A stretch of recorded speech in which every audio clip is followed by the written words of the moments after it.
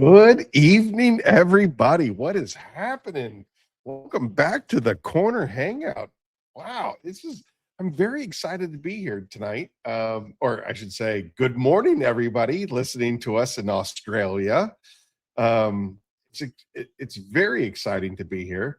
What's up, Greg, Nate, Miller Detailing, Humberto, Mary, and Dan's Diamond. Everybody that's here tonight, welcome aboard. It's long in coming. It's the first show back after the big break. Other than the birthday show, which was something in and of itself, but here we are. I am in a remote location. I'm not in the normal Phoenix headquarters. I am actually on safari, if you will, out. I'm with a buddy of mine, and I'm broadcasting from his place. So if things look a little bit wonky, and aren't you number one in Australia? We're trying. I think we are. I think because of Detail Planet, we might be the number one, the hottest product in Australia. It's unreal the amount of success that Phoenix E.O.D has experienced in Australia. So I'm really excited to be here. I'm really excited for the guest that we have on tonight. The guy has been like a brother to me. I'll be able to go into more detail later on in the show, like not tonight's show, but maybe in like a couple of shows from now, of exactly everything that's been happening in the Phoenix universe. But as you guys already do know, we have moved operations from New Jersey to Ohio. And that has turned out absolutely fantastic. And I've got I've got staff already lined up, and we are really just, things are happening in us in Ohio, and I'm really excited about that. So those are absolutely fantastic things. Curmudgeon's Corner number 80. 80. Wow. So we celebrated our fifth year. Phoenix celebrated its fifth year anniversary, on the 4th of July. And we started doing Curmudgeon's Corner, which is now has evolved to the Corner Hangout. We started doing that, I think, in October of that first year. So we basically have been doing Curmudgeon's Corner / the Corner Hangout for 5 years now, and we are celebrating episode 80, and it is very exciting. The way that this thing has morphed and transformed into not just about detailing, but about community. I can honestly say that without you guys, I don't think I could have made this journey. I don't think I could have made the 5-year climb. I don't think that we could still be in the saddle without you guys. So I really truly appreciate each and every one of you. Thank you for coming out on a Saturday night. Thank you for watching whenever it is that you do watch. We usually get like between 30 and 40 people watching live, but we always get hundreds of views afterwards. So I like to think that we're making a difference, and that we're just kind of evolving, and this community is evolving. Again, I wear this shirt on the show, Be Kind, and then on the back of the shirt it says, every person that you meet is fighting a battle you know nothing about.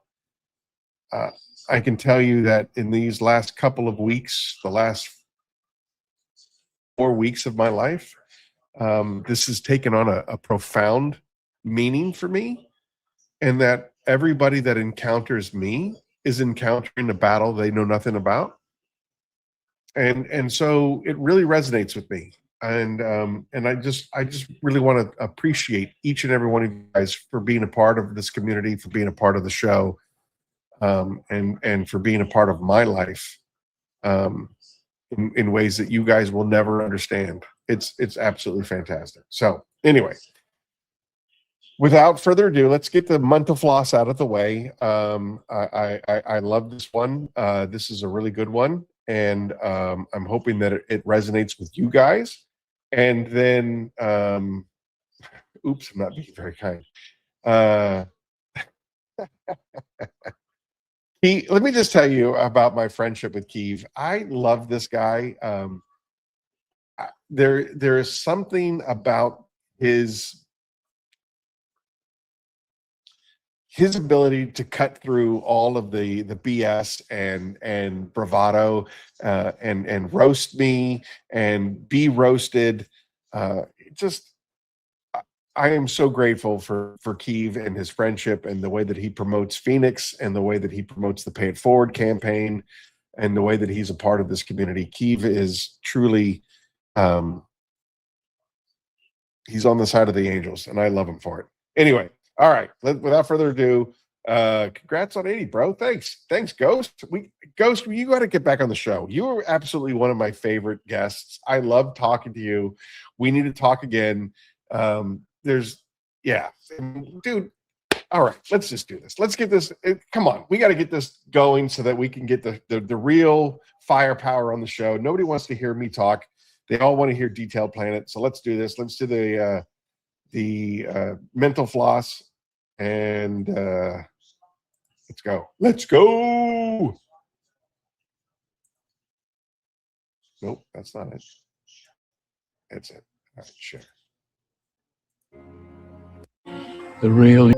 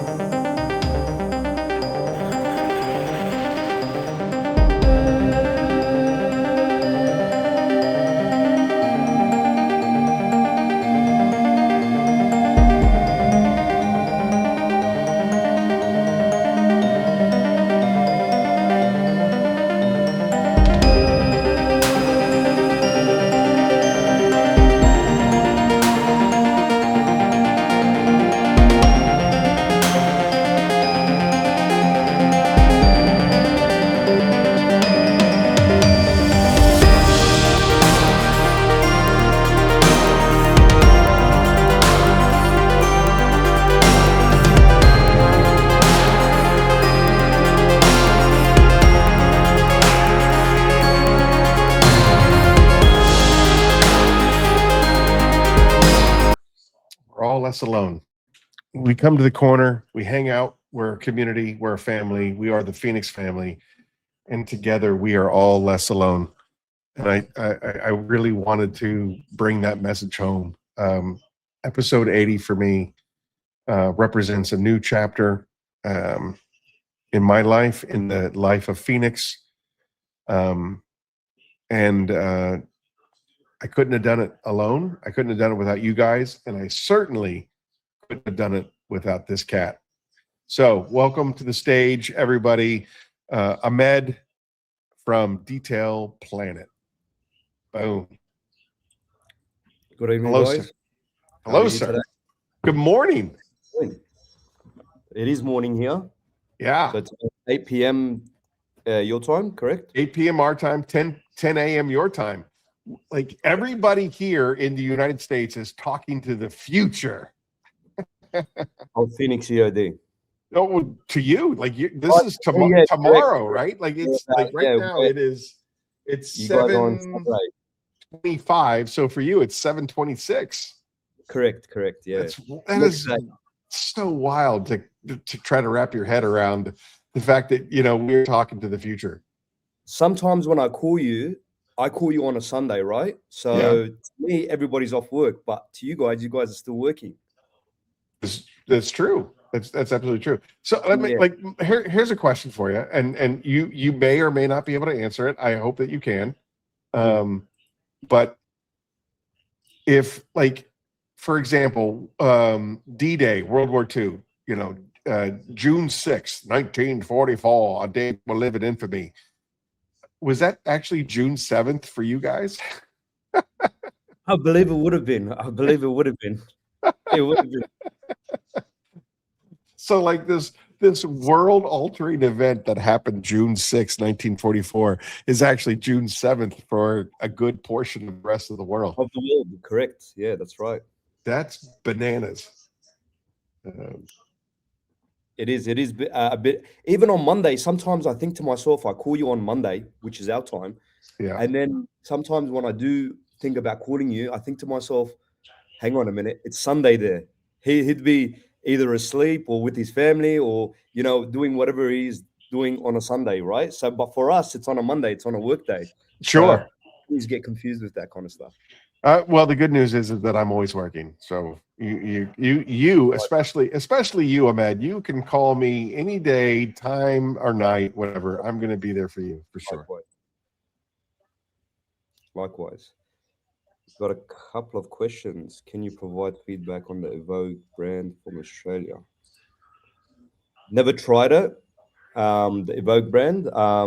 We do have a gentleman that I think makes it here, if I'm correct, but never tried the Evoke.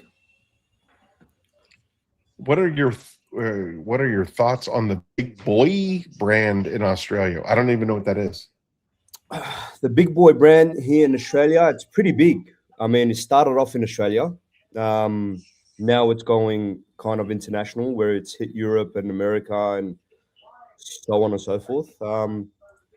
It's a great pressure washer. I mean, depending on what kind of model you want to get, I suggest the Big Boy Pro.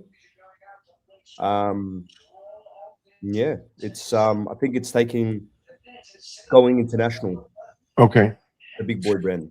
All right. So Ahmed, let's walk this back a little bit. First of all, thank you for coming on my show. It's really been an honor. We took a little bit of a hiatus. We took off all of June so that we could move our operations from one state to another state, and because I didn't know what was going to happen, and the stress level was so we took off the month of June, and then we came back last 2 weeks ago for a real light birthday bash and just kind of hang out and goof off. So this is actually like the real first episode of the second half of the year and the first episode in the new chapter that is Phoenix E.O.D. Yeah. I think that I really need to tell the audience that what an amazing relationship you have brought to Phoenix E.O.D. And I really want people to know who you are, because you are the type of person that everybody that knows about Phoenix E.O.D., right? Everybody that knows about Phoenix E.O.D. knows that I have a real special relationship with the Four Horsemen, and that each of the Four Horsemen, they have the same mentality that I have, which was there's no competition. There's plenty of room for everybody in the sandbox, and two, the idea was to share information, to share technique, to share to just basically boost the community, because when the community is strong, we're all stronger for it. And Correct. And you and I have shared that same mentality since we got to know each other. And over the last year, you have become such a brother to me. You're a family man. You're a husband. You're a father, and you just you have a real love for humanity. I really want these people to know you. So can you give me a little bit more of your backstory of how you got to be Detail Planet? It started off. I'm a mechanic by trade, right? So I always loved taking care of my own cars, and my issue was a lot of the guys in Australia where I had this vision where every time I needed something, for example, meaning compound, or I needed ceramic coating, or I needed a polisher, for example, I would jump online, search up, polisher, ceramic coating, compound, whatever it may be. And I realized you couldn't really get anything on the spot. You couldn't go somewhere, especially here where we are in the West, We got two shops, one in towards the city ways of where I live, and one towards the south coast. But these two shops are online only or click and collect. So you couldn't get anything right then and there on the spot. And when my brother-in-law became a detailer, he actually he floated the idea of actually having a product shop. I said, you know what? That's not such a bad idea. So I gave my workshop to my manager, which was gave it to him, and then pretty much signed the lease for a complex. I didn't have any stock, didn't have any brands. People I contacted wouldn't put me on. It was it was a bit frustrating in the beginning, to be honest with you. And yeah, it just took on from there. People started knowing who I was. People like yourself, people here in Australia, just started growing every day. I mean, the first week I had the shop open, I think it took about probably about 10 days before somebody walked into the shop. And now you get 30, 40 guys every single day That's walking into. awesome. That's Yeah. awesome. Yeah, Uh, I remember you telling me that you were trying to recreate. We have a small show here in the United States in Orlando called MTE Mobile Tech Expo, yeah. and you basically started your own kind of detailer summit in Sydney, and Right. you had a whole bunch of people over the course of 2 days, come in, share Yeah. stories, share techniques, and Yeah. just have this real detailers. I got to be honest with you. I've already talked to my vice president, and I'm like, hey, I think we need to get to Australia here. So I'm hoping that in the next year or two, you and I are breaking bread in person 100%. at this detailer summit. It'd be my honor. I um I asked the question to a lot of detailers, right? So one of the main factors were, okay, has all these detailers got together? Has these do these detailers know each other, right? And some of them do know each other, some of them don't. But it was like a kind of get together for all detailers, right? We had guys from Melbourne, we had guys from South Australia, we had guys from Queensland that came down, actually came down to the actual meet, and it was like mind blowing because you had the best detailers in Australia kind of come together, share their ideas, share their thoughts. You know, what makes detailing so great, what makes Australian detailing so great, so on and so forth. Yeah, But it's amazing. even after the show, we stuck around. We ended up leaving around 1:30 in the morning, and a lot of guys were like, "We've never had this experience. We've never had all these detailers or these calibers come together and like meet each other in person." And I was like, you know what? We should do this more often. And everyone was like, yeah, definitely, we should do this more often. So I said, you know what? We'll make it a yearly ritual where everybody Yeah. comes to Retail Planet and kind of takes off where they left off. Dude, it's so excited. Dude, I want to be there. Like, you are definitely a destination now at this point. Like, we need to be a part of that detailer summit. So 100%. 100%. was Sandro there? Who's Sandro? We don't know who Sandro is. Al Daly. You need to give me some more reference of who Sandro is. Yeah, so, I mean, that's really exciting. So if you don't mind, and again, if we're not allowed to talk about this, then just say, I'm not really sure I want to talk about this. But the whole kind of monopoly that happens in Australia, where you have basically the four. Yeah. So what it was, with the monopoly in Australia, like there is a lot of gatekeeping. There is a lot of, I mean, most of the shops kind of work together as opposed to against each other. But there are a few out there that actually gatekeep and like to uh, kind of gatekeep their products to exclusive them to make themselves exclusive only to them, right? And Right. the way I look at it is it's only a matter of time. It's only a matter of time where people either they get, you know what I mean, kind of overtaken, or they're just fooled because of their principles. Sure. Sure. Well, I mean, like, um, you're relatively new to the scene as far as detail Correct. supplies are concerned. So, you Yeah. establish yourself as a mechanic, and then you kind of molded yourself into detailing, and now you are a detail supply shop. And I know that, just from talking to you and working with you, you've encountered a lot of issues getting other brands.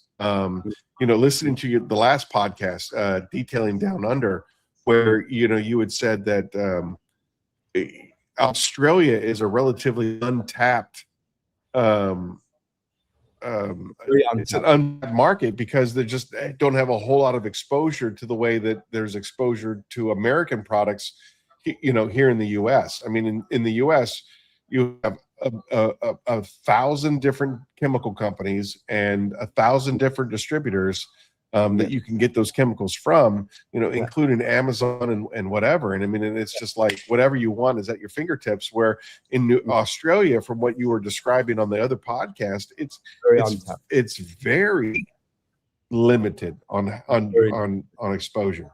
I would say um the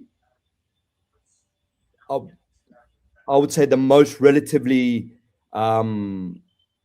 most famous brands here in Australia is P&S, I'm sorry. Sonac. Did you say penis? What? I'm sorry. What? Excuse me. P&S, Oh, P Sonac, and S. Sorry. yeah, Sonax, Gion, where you guys will call Gion. Bless you. Bless you. And uh, that would have kind of that's it. Like these would be your top three brands in Australia, and there's still a lot of room to kind of grow more. A Yeah. lot. I mean, dude, what you've done with Phoenix E.O.D in Australia is absolutely epic. Like, I mean, it's oh, I don't even know killing how to I don't even know how to express what's happening with Phoenix in Australia. Yeah, definitely. Definitely. Look, Phoenix has taken another turn, and we've only just had the ceramics. We haven't had. Obviously, we're waiting for shipment. We're still waiting for the Hydra, the Apex, and all the rest of the line. Yeah, for But sure. I mean, just with the ceramics, we've just gone. I mean, for my orders, it's just been killing it. Yeah. Yeah, especially the ceramics. Like Phoenix ceramics are pretty much taking over Australia at this Yeah, point. they are. And I get this time and time again where people will call me and say to me, and I'm like so shy to say because people call me and say, we want to try the Phoenix E.O.D. We want to try the Phoenix ceramics. And they're like, what's so good about it? Everybody's using it. What's so good about it? And I'm like, I can't sell it to you. Like, I can't be that greasy salesman where I turn around and say, well, it has this and it has this and it has this and these are the properties and this is what. The only thing I tell them is you need to try it to understand. Once you try it, you're only going to understand it. If you don't try it, you're never going to understand. Right. When you know, you know. When you know, right? So, and then when they do try it, they call me up and say, "Wow, like where was this 3 years ago, 4 years ago, 5 years ago, 10 years ago?" Yeah, You know?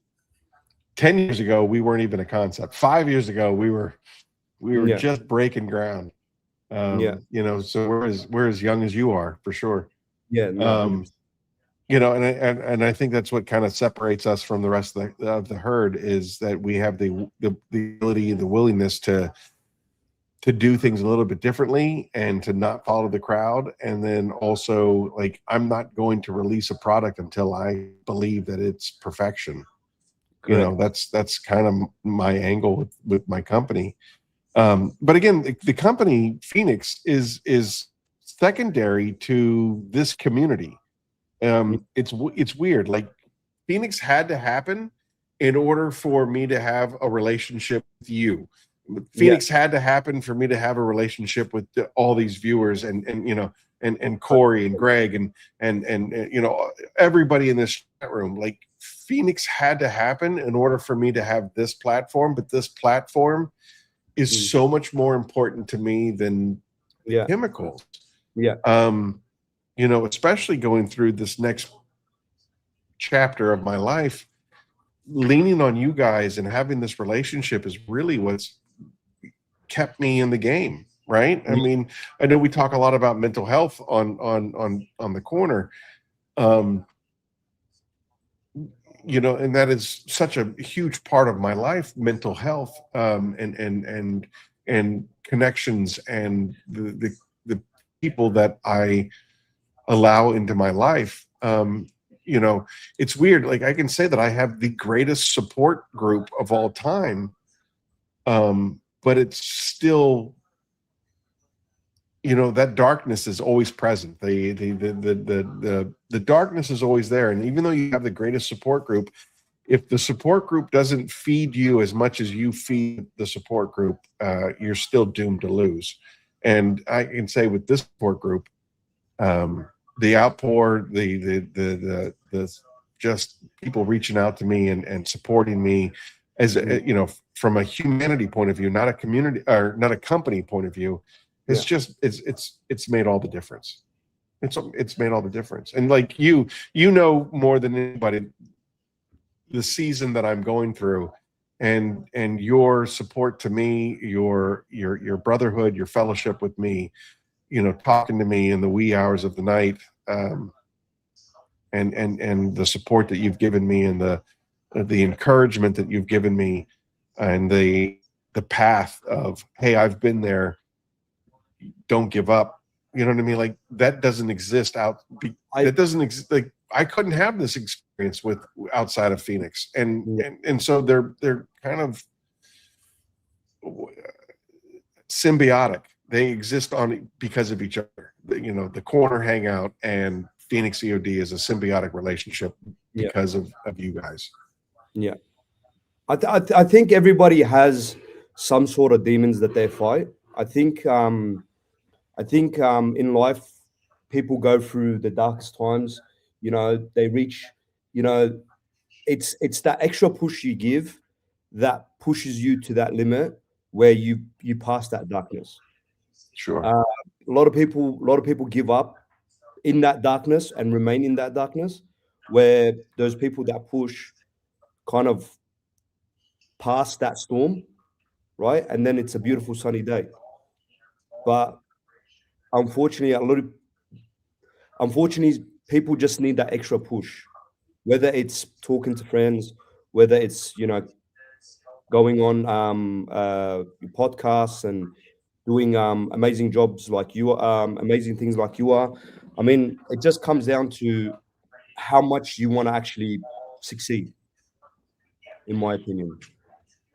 Ahmed, apparently we need to reach out to this Sandra, the Sandra channel, Car Craft Auto Detailing, in Australia. So, all right. So here's what we got to do. We got to get a hold of this Sandra person, and we need to get Phoenix E.O.D products into that person's hands. So I'm going to try to look this person up real quick. Let's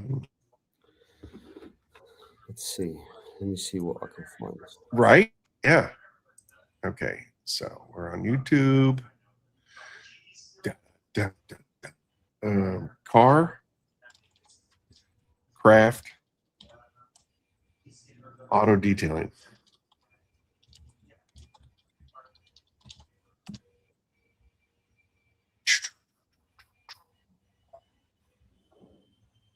All right, I found the channel. I am subscribed. And I'm going to the, oh, they have a store for mugs and t-shirts.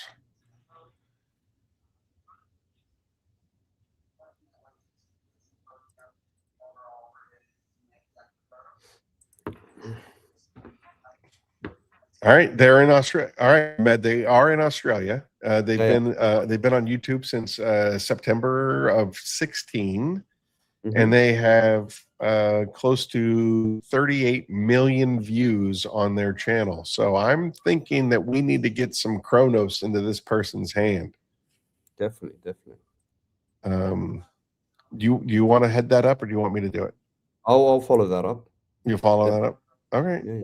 That's beautiful. I love that. I love that. All right, I'm going to their Facebook page. Doot.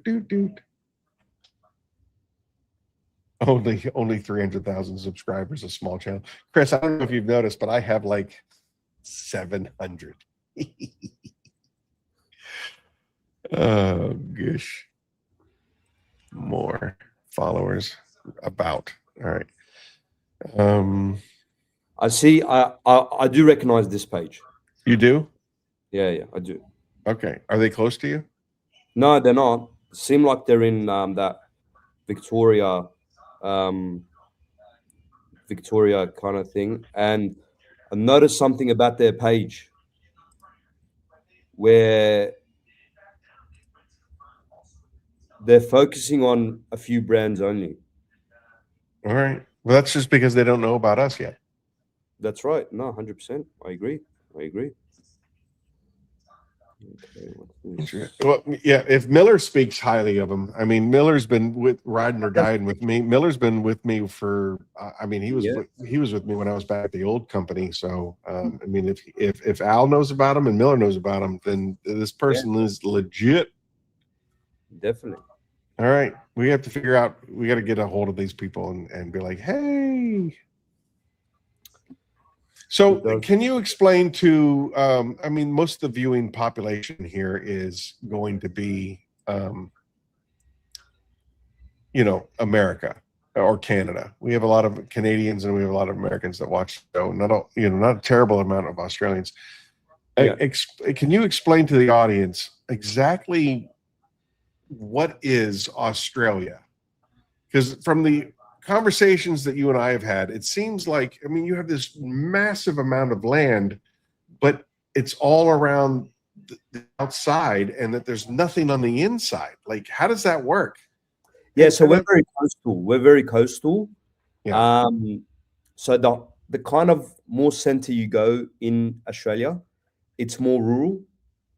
Rural meaning it's, trees and desert and that kind of rural. So, I mean, we live mostly coastal. Yeah. Through Queensland and then New South Wales, and then we have Victoria, and then we have South Australia. And I think compared to America's population and Canada's population, like we're very, very behind. Like we have at total, I think 29 or 30 million people living in Australia. Okay. Versus the States where you guys have 350 million people. Sure. So population-wise, it's not so much there. Whereas we have to kind of, I'll give you an example. If you sell, let's just say 10,000 bottles of Kronos, right? All right. It'd be a lot easier for you to do it in a year span versus me, where I have to sell 10,000 units to people. Very, very hard. Okay. Because of the lack of population, it's harder to kind of reach people. Interesting. I would imagine, like, I'm just thinking that you're more condensed because of the coastal population and not being spread out over all this vast territory. I would think that it would be easier because you're much more consolidated and you're condensed into certain cities and stuff like that. Not necessarily, because although you have condensed cities, you also do have a lot more competition, Okay.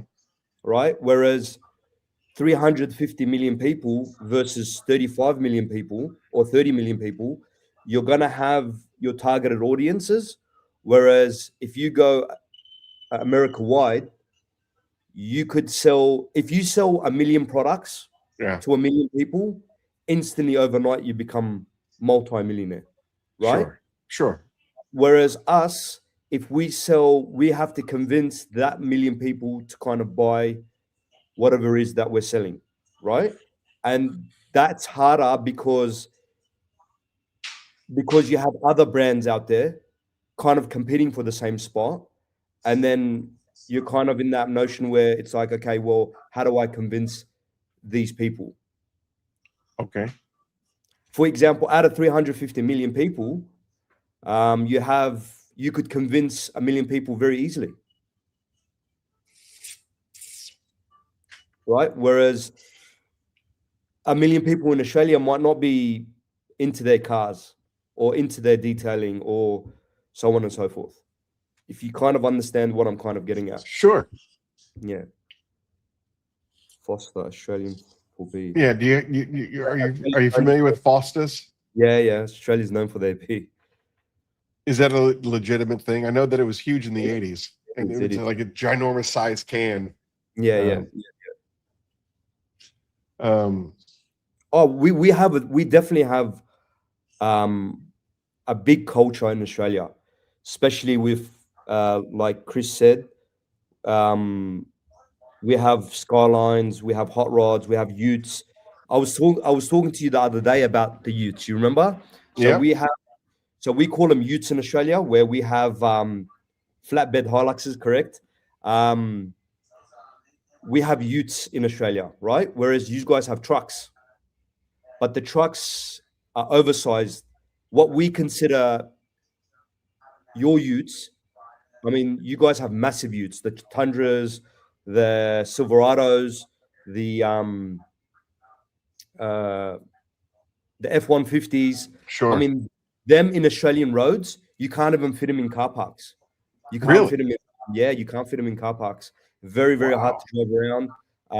But we have like kind of more condensed utes, Hiluxes, Mitsubishi Tritons, um, uh, so on and so forth. All right. But I think L. Now you also have access to the Chinese market, correct? Correct. Yeah, because I'm pretty positive that Chinese cars are forbidden to be sold in America, but you have access to them. We have BYDs. We've got quite a few Chinese And cars. I just learned tonight that apparently because of the Chinese market, a lot of automobile companies that have been in the industry standard, like for example, Mercedes-Benz, are starting to like really take it in the shorts because China is just doing it better. They're doing it better. They're doing it Oh yeah, faster. They're doing it cheaper, and because of that, like a lot of yes, these other companies can't compete.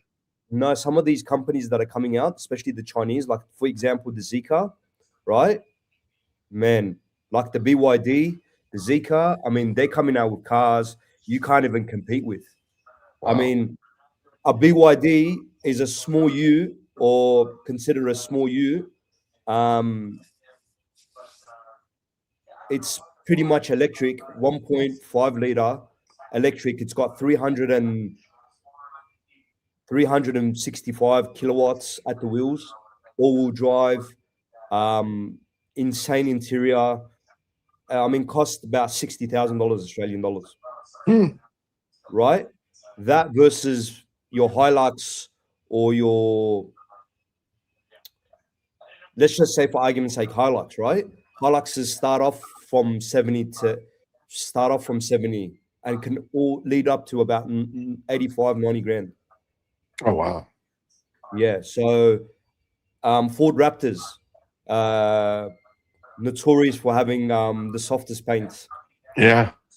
Ford Raptors, I mean, they go for about 100 grand, Good grief. right? And then BYD versus the Raptor, the BYD is coming out on top all day, every day. Sure. I mean, quicker, it's more fuel efficient, it's better build quality, it looks nicer, it's got more street credit if you want. It is taken over the streets. Okay. All right. Well, guess what, kids? I know this is the guy that you've all been waiting for. You don't want to talk to me and you don't want to talk to Ahmed, but you definitely want to talk to Smith. And he finally showed up backstage. So without further ado, let's bring in Mr. Producer. First of all, Ahmed, I didn't want him on my show. And apparently it wasn't because it was because you insisted that Mr. Producer's on the show that I got to put up with this guy.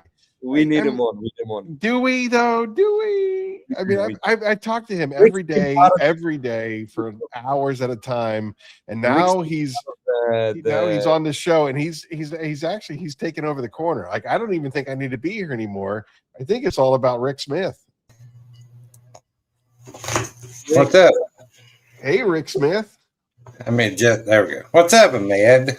How are you, Ricks? Good. How are you? The only reason I came on was to talk to you. Nobody wants to talk to you. I'm stuck in the middle now. That's right. That's right. You got to choose between mom and dad. That's for sure. Well, if you want to have conversation, talk to Aaron. If you want to have interesting conversation, talk to me. So I'll keep that in mind. Oh, I had an itch. I'm sorry. I apologize. Do you have a show, Aaron? Or you should tell people about it. Yeah. How are you, Rick? Good. How are you? I'm all right. It's been a long weekend. This has been it's been a very tough weekend, and I'm really happy that we were able to do the show tonight because I needed to get out of my funk for sure. Yeah. And I couldn't think of a better way to get out of my funk than to hang out with you two. Well, that's what we're here for. We do bring the funk. We do bring the funk. I think, Ahmed, I do have a couple of questions starred. The first one is, Aaron, you going to be on Mighty Car Mods when you go to Australia? What is Mighty Car Mods? Mighty Car Mods started off with two gentlemen here in Australia. I grew up watching them. They pretty much started off from their driveway, and they were like tinkering around with cars, giving them different wheels, like kind of starting off with basic. And the whole idea was to modify your car by yourself, right? And they do very interesting things. They're very famous. They're gone global. I think they do very well. I quite enjoy their shows. I quite enjoy watching their shows, and it'd be good to have them here. It'd be really good to have them here. All right. Yeah. Then I mean, my plan is when I do come to Australia, I want to do 2 weeks. The first week is going to be hanging out with you. We're going to do the Detailer Summit. If I can, I want to drive to Brisbane and check out the barbecue in Brisbane. The barbecue in Brisbane, I've been told, has been absolutely otherworldly. And then and so that will be my first week in Australia. And then the second week, and this is more for my dad than for me, I would like to hop over to New Zealand and do some fly fishing in New Zealand with my dad for the second week. That is my goal. Like, I think that Phoenix is finally on the cusp of turning a profit and being able to afford these kind of adventures. I really want to be in Australia for all of that. And then for my dad, I want to take him fly fishing as a thank you for all the support that he's given me. We have probably world-class fishing here. Yeah. There's guys that go out fanatic boats, and they go out deep fishing, sea fishing, catching snappers the size of half a boat or almost half a boat, you know. Oh, he's gone. He just he wants to have a show and he just gets up and randomly takes off. See, he just forgets he has a guest. So I mean, so do you fish? Huh? What's your deal when you're not detailing? Like my father-in-law took me to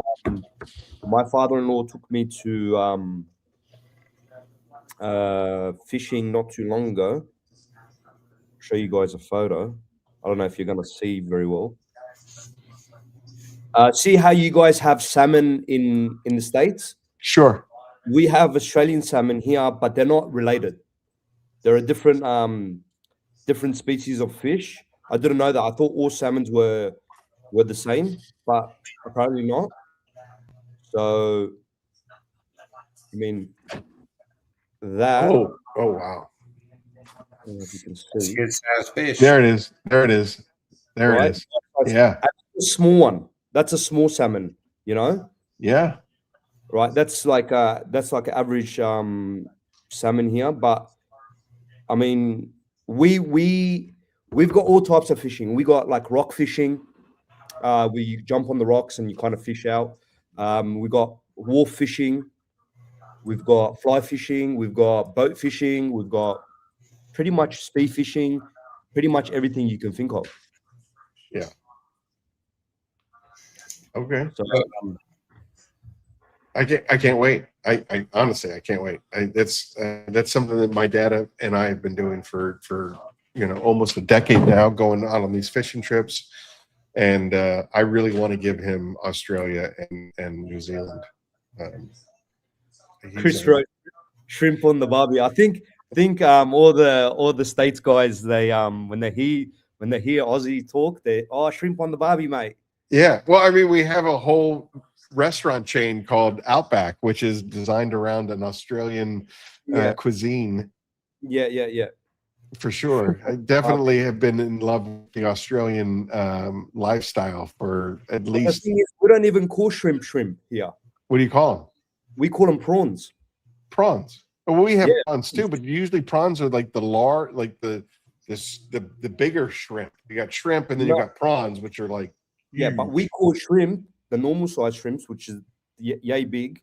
Yeah. We call them prawns. All right. We don't even call them shrimp. They don't.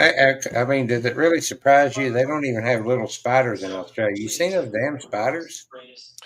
So let's just talk about that for a second. It's amazing that everything in Australia is designed to kill you. You have the 7 most venomous snakes. You have frogs that will kill you. You have spiders that will eat birds. You have. Correct. I mean, everybody and anybody in America was infatuated with Steve Irwin, the crocodile hunter. Yeah. And the stuff that he would show us in Australia was just like, nope, I don't think I want to go to Australia because I'm going to die. Yeah. People, you know what? I have cousins. They think that, we live with kangaroos and koalas and, they're in our backyards and they come into our homes and, and he's like, I don't want to come to Australia because I'm scared that I'm just going to get attacked by a kangaroo or a koala is going to come take, or a dingo is going to come take me away, or dingo's going to eat your baby.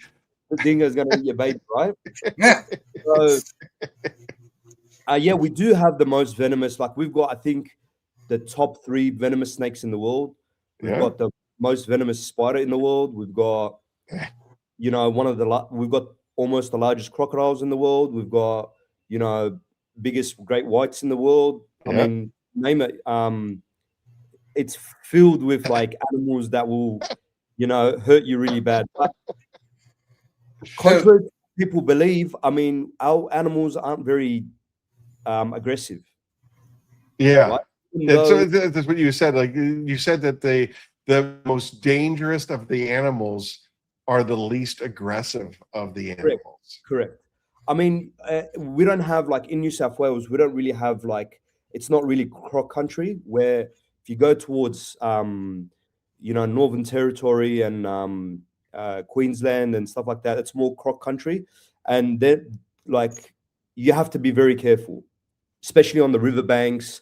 If you're going out to, you know, lakes and waters that you can't, if it's like not visible, it's very dangerous. Like a croc can come out and just take you away, right? And it has happened before. But other than that, funnel web spiders, correct, Jay. We have funnel webs, Sydney funnel web spiders. They hide in your boots. You know, if you leave your boots outside, you know, the most dangerous spider in the world. They'll crawl into your boots. You got to be very careful. I'm curious. I believe you. You know what you're talking about. But how does one determine the most dangerous spider in the world? I mean, who figures that out? You know, so kind of based on their poison levels, kind of based on their you know, their toxic levels and stuff like that. The aggressiveness, look at the fangs on that. Yeah, no, thank you. No, thank you.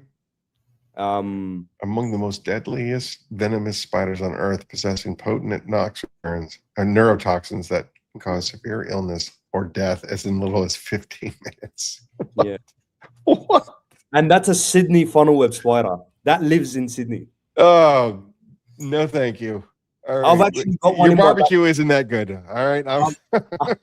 I've actually got one in my backyard. Just eats all the insects when he can. So I just leave him alone.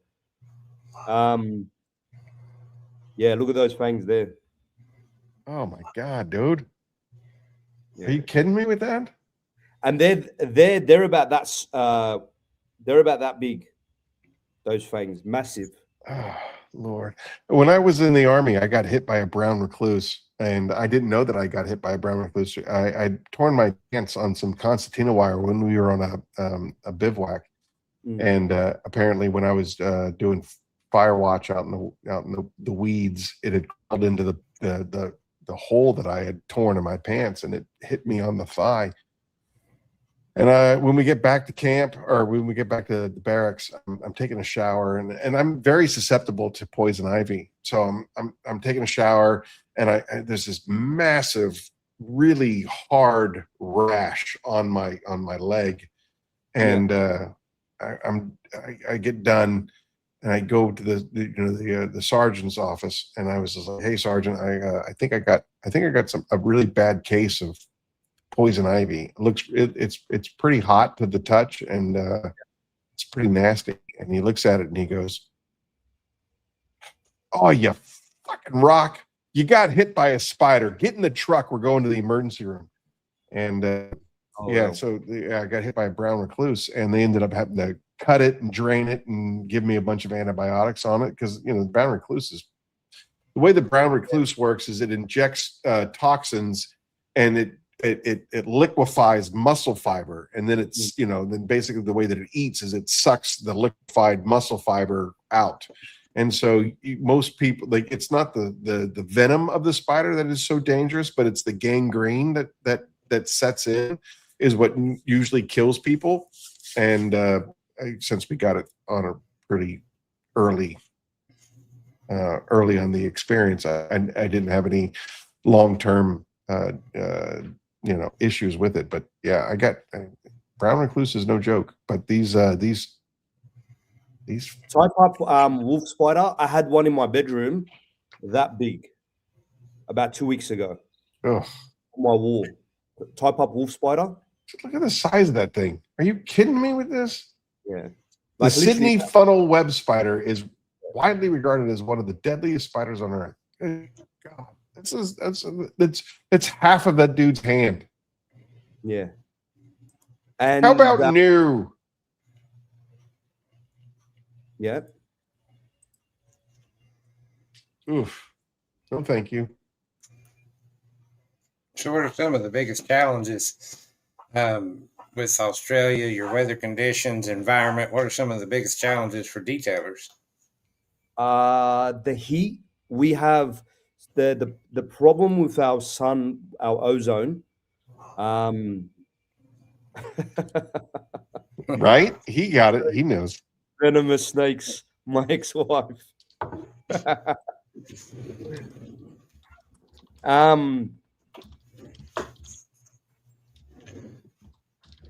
So the sun here, we have a hole in the ozone, right?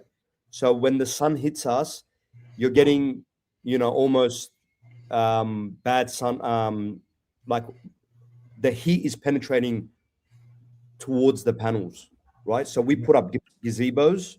A lot of the mobile guys, they kind of put up gazebos to combat that sun reflection. Sure. And I think that'll be one of our biggest challenges. The sun hitting the panels and, obviously not being able to correct, not being able to coat or like even washing a car. By the time you do one panel, it's already dried on the panel.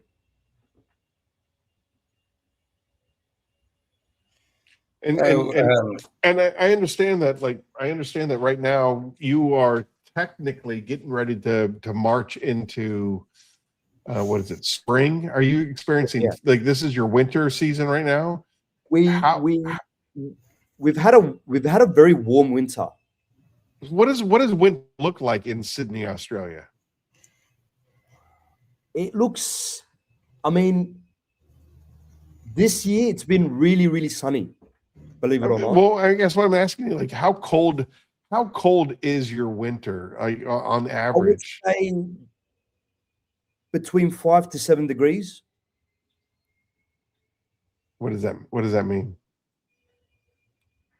So you guys have Fahrenheit, right? Correct? Yeah.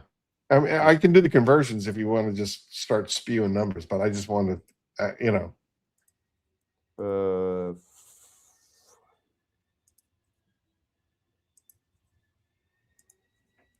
All right. So our 5 degrees is 41 Fahrenheit. Okay. So it doesn't get, it gets cold at nights. But during the day, like, a normal jumper or, normal pants will do the trick. Like, it doesn't get extremely, extremely cold. Like, we have the snow, which is about 5 hours away from Sydney. Sure. That's the only place we get snow. All right. So yeah, that's the I was going to say. So if your average is 41 degrees, you're about you're almost 9 degrees above freezing at any given time. So it doesn't really, really hit freezing very often for you in Sydney. Yeah. No, which is great because therefore your detailing season is never really over, even for the mobile guys. Correct. The only thing that stops the detailing guys is probably the rain. The rain plays a big effect on the climate. Sure. What's the rainy season for you guys? A lot of the times it's spring, I would say. A lot of the times it's spring because you have those fluctuations of, sun up, sun down, sun up, sun down, and, like with the precipitation and stuff like that. So you get a lot of rainfall in springtime. Even summertime, you get more rain than winter here in Australia. Okay. And do you guys do anything retarded like daylight savings, or do you guys just keep it consistent, year round? So we do a daylight savings, which is basically it's like fall back, spring ahead. So like we will adjust the clock. Yeah, we do that.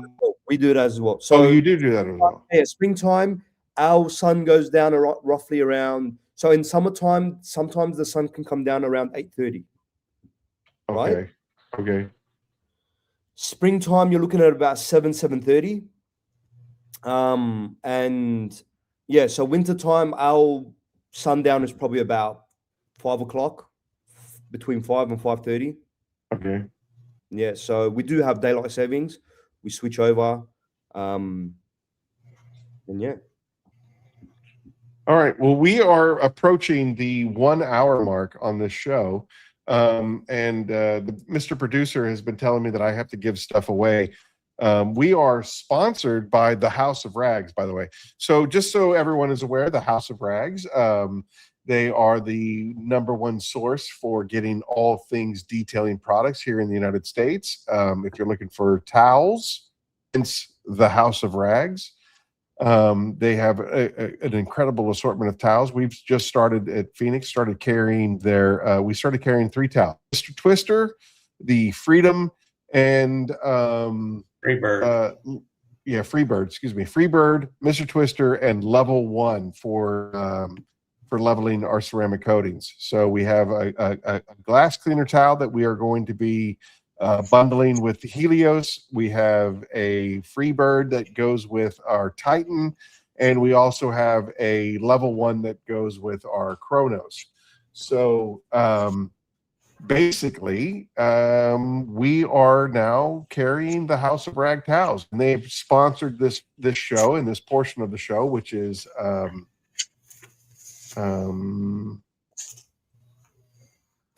it doesn't matter what this section's called, but anyway, we got to give something away. So I'm thinking that we give away some Helios and some Mr. Twister, and I'm thinking the question on the answer is, what was Detail Planet doing before he started Detail Planet? Bup, bup, bup, bup, bup, bup. Such a cool camera. I love this camera. Mechanic, there you go, Chris M. Well done, sir. Like right out of the gate. There wasn't even any debate. Boom. Someone's been paying attention the whole time. All right. He's Chris, locked and loaded. Chris M. All right, Chris M., make sure you send me an email, Aaron at phoenixeod.com. And if you send me that email, I will know where to send it. And we'll get that out to you right away. Right now, again, I'm traveling abroad, and I will be back in the warehouse on Monday. So theoretically, we should get that stuff out to you pretty quickly. There it is. Aaron at phoenixeod.com. Oh, there he is.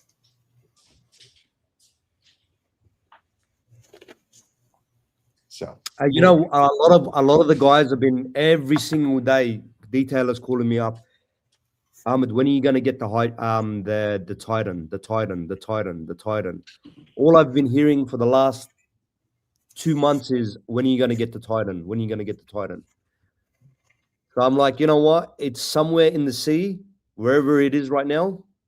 So we don't know. It's amazing to me that it takes that long for us to, like, you know, in 2026, it takes 3 months to take something from the United States to Australia. That's bananas. It's crazy, yeah. That's why I suggested that we do another order to kind of counter whatever we're gonna, because by the time we sell, you know, that will arrive, or at least that will arrive.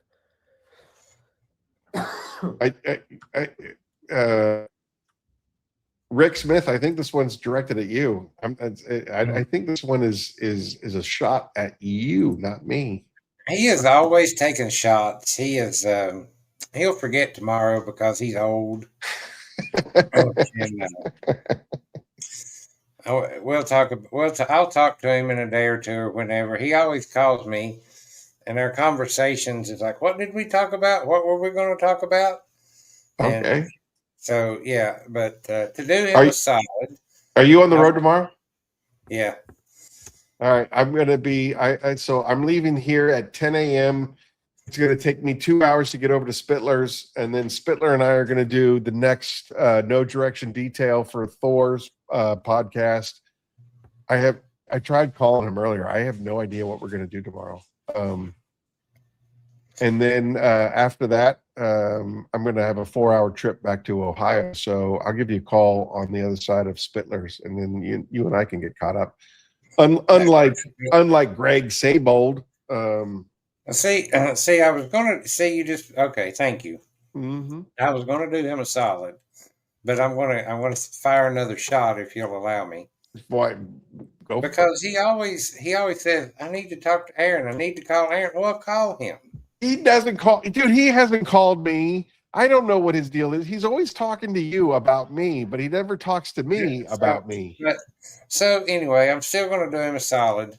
Him and his ragtag crew have a their little podcast, Clear Coat Confessions, and it's a pretty good little podcast. It's not as good as the Corner, but they're making it, Okay. and they're struggling a little bit. And I mean, they do have a Damo on there that really keeps the ship righted and I was straight. gonna say, don't they have like 20 people as an Oh. alt? Like they just have 20 people talking at all times.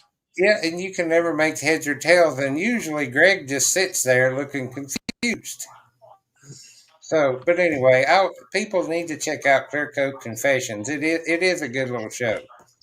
But anyway, I mean, we've got a med. We're across the world. We've got a med from Australia. Think about that, Greg. What my wife was saying before you guys go on. My wife was saying, she goes, I'm so proud of you. You know, you're talking to people in different time zones, like on the other side of the world, and like, how did this come about within 6 months? Like, it's crazy. Yeah. I mean, think about this. Think about the fact that a small little independent brewery company from New Jersey is talking to a soon-to-be legend in Australia on the other side of the world. We're talking to you in the future. We're talking to you in the future. Is the most. It's so insane to me. I really, Ahmed. Every time you and I talk, it just really. It really charges. Yeah, it really does. It's like, wow. You know what's funny? A bit of a brief story about how I came about Phoenix E.O.D. Aaron used Andrew used to be the distributor. Yeah. And you and I both know, like, your relationship with Andrew and my relationship with Andrew. I mean, he's basically the guy that put us together, you know. 100%. And I reached out to Andrew. I don't know if you remember this, Andrew, but I reached out. Aaron. I reached out to you, and you were at SEMA at that time. Yeah. And you were very busy, and you were kind of like back and forth. We were going back and forth with email. I was completely out of my mind. Right. And Andrew called me up one day and said to me, "Oh, you know, have you spoken to Aaron? You need to speak to Aaron." And I said, "Look, he's a bit busy. He's dealing with SEMA and stuff like that. And, you know, like it's going to be like, I'll let him get back to me." He goes, "No, you gotta chase Aaron up. You can't just leave it on the back burner." And then I remember that day you called me, and it just took off from there. It was like, for sure. It was like it was meant to be.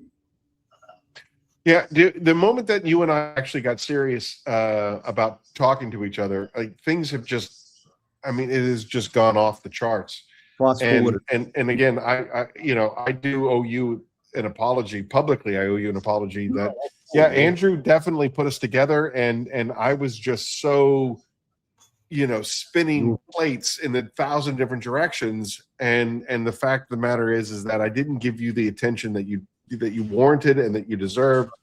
And my friend, and you were so gracious to me. You were so understanding of me. No, and you never have to apologize to me at all. Like, it wasn't. I think what made our partnership much more stronger was the fact that when we came to the table, it was like all hands on deck. It wasn't like half-assed, or it wasn't like we had questions or we had doubts in our mind. It was just kind of like through Andrew's trust. It was just like it came together and it just took off. Like, it wasn't there was no fee in it, if you get what I mean. Yeah, like, a lot of times you start off businesses with people and you think, what if this, or what if that, or what if this, or what if that. But between me and you, there was none of that fee. It was just like straight to the moon. Oh, sure. For sure. And I will always be grateful to Andrew. Andrew was with me from the very, very beginning.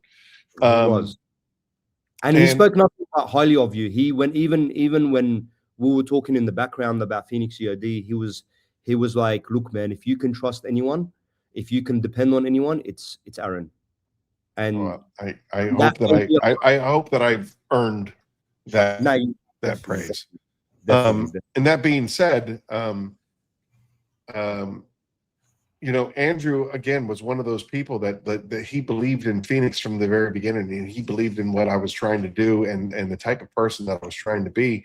And the fact that when he finally threw in the towel and said, I can't compete with these bigger dogs, I'm going to pass the baton over to Ahmed, you know, like what an absolute vote of confidence and friendship.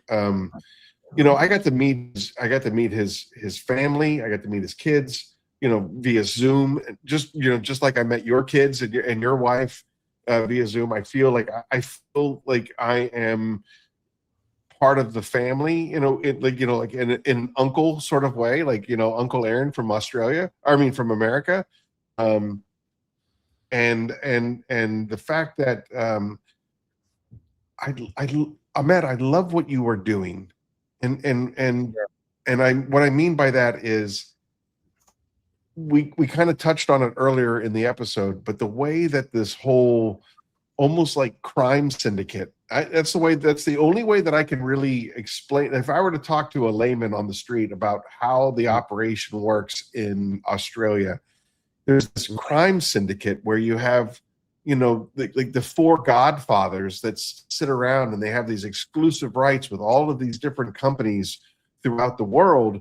And it's like, if I like you, I will give you the ability to buy from me these products. And if I don't like you, you're banned. Like I'm never going to let you succeed. And I think that's what Andrew ultimately encountered, was the fact that he just couldn't compete these bigger companies on a price level. It was just like, well, you know, I have to sell my products at this level in order for me to be profitable, but I can't compete with these other guys because they buy in such bulk that they can undersell me. And then you show up and you're just like, you just roll up your sleeves and you're like, wait till they get a load of me.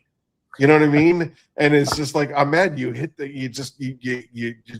breaking through all of that. And the fact that you put all of your chips on Phoenix, I'll never be able to repay you for the faith that you have in my company.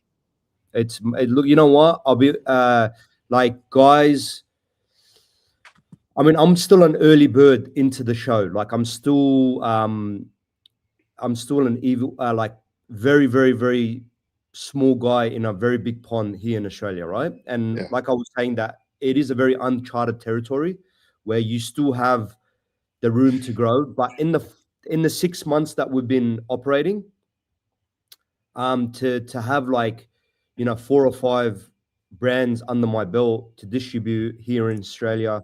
I mean, imagine what we can do in 2 years or 3 years or 5 years or, you know, even 10 years. Like it's crazy.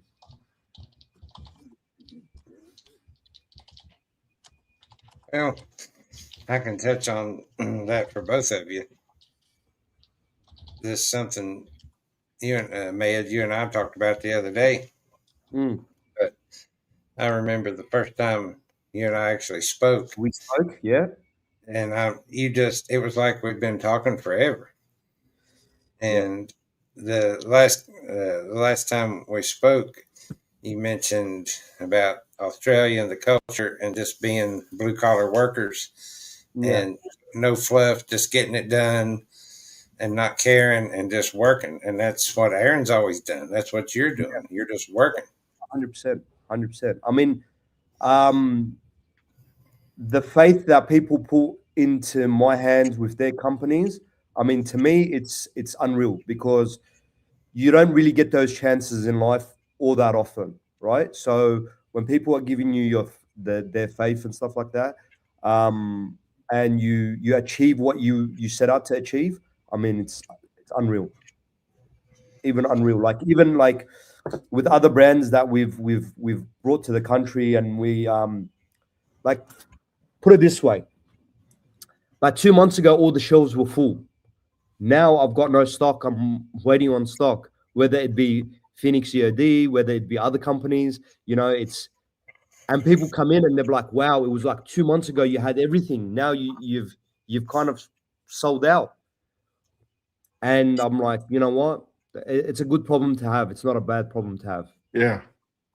Well, there's also And you keep putting in orders, and it's just it's been insane being able to try to keep up with your success. And I told you my goal. I told you my goal. I told you my goal. Like, we want to hit a specific number every month, Yeah, for and sure. we wanna kind of push that envelope to turn around and trying to see where we can go with Phoenix Kronos.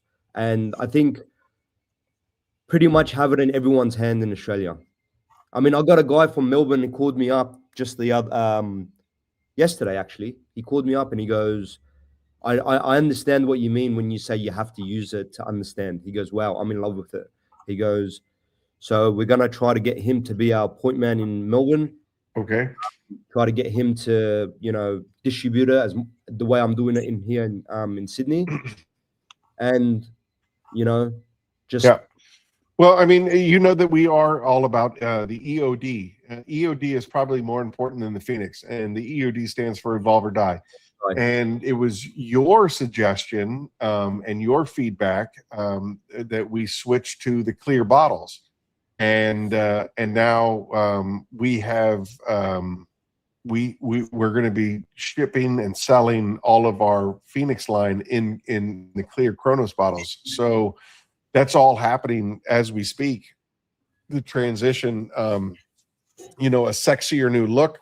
We've got new labels coming in for the graphene. I'm pretty sure we've finalized the new labels for the graphene. So the graphene bottles are going to have a whole new look. The ceramic coatings itself is going to have a brand new look.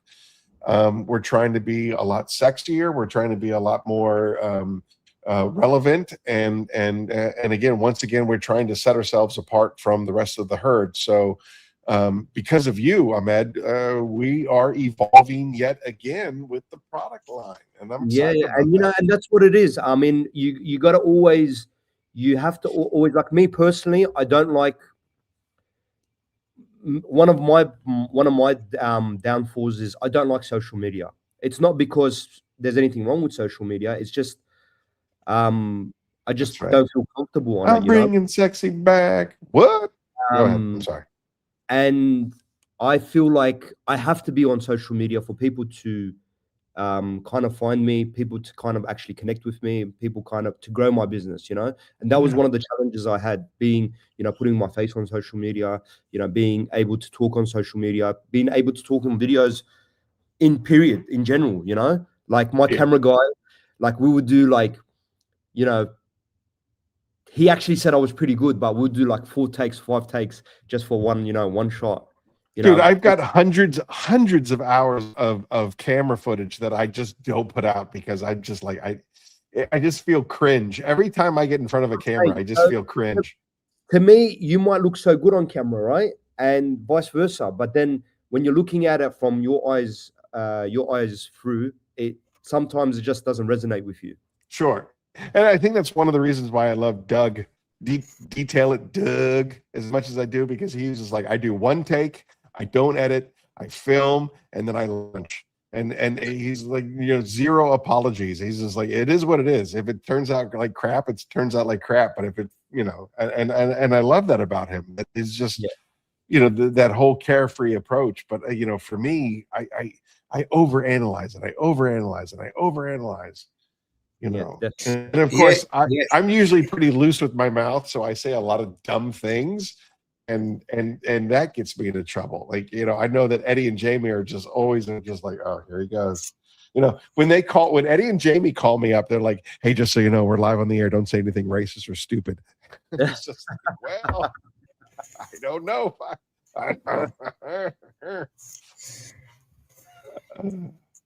But so what's the YouTube social media for detailers? I know what it is here in the States. There's a bunch of detailing YouTubers and influencers, reviewers. What's that scene like in Australia? growing. It's growing. Like the influence is definitely growing. With some people. I know the boys. For example, the boys like Jekos.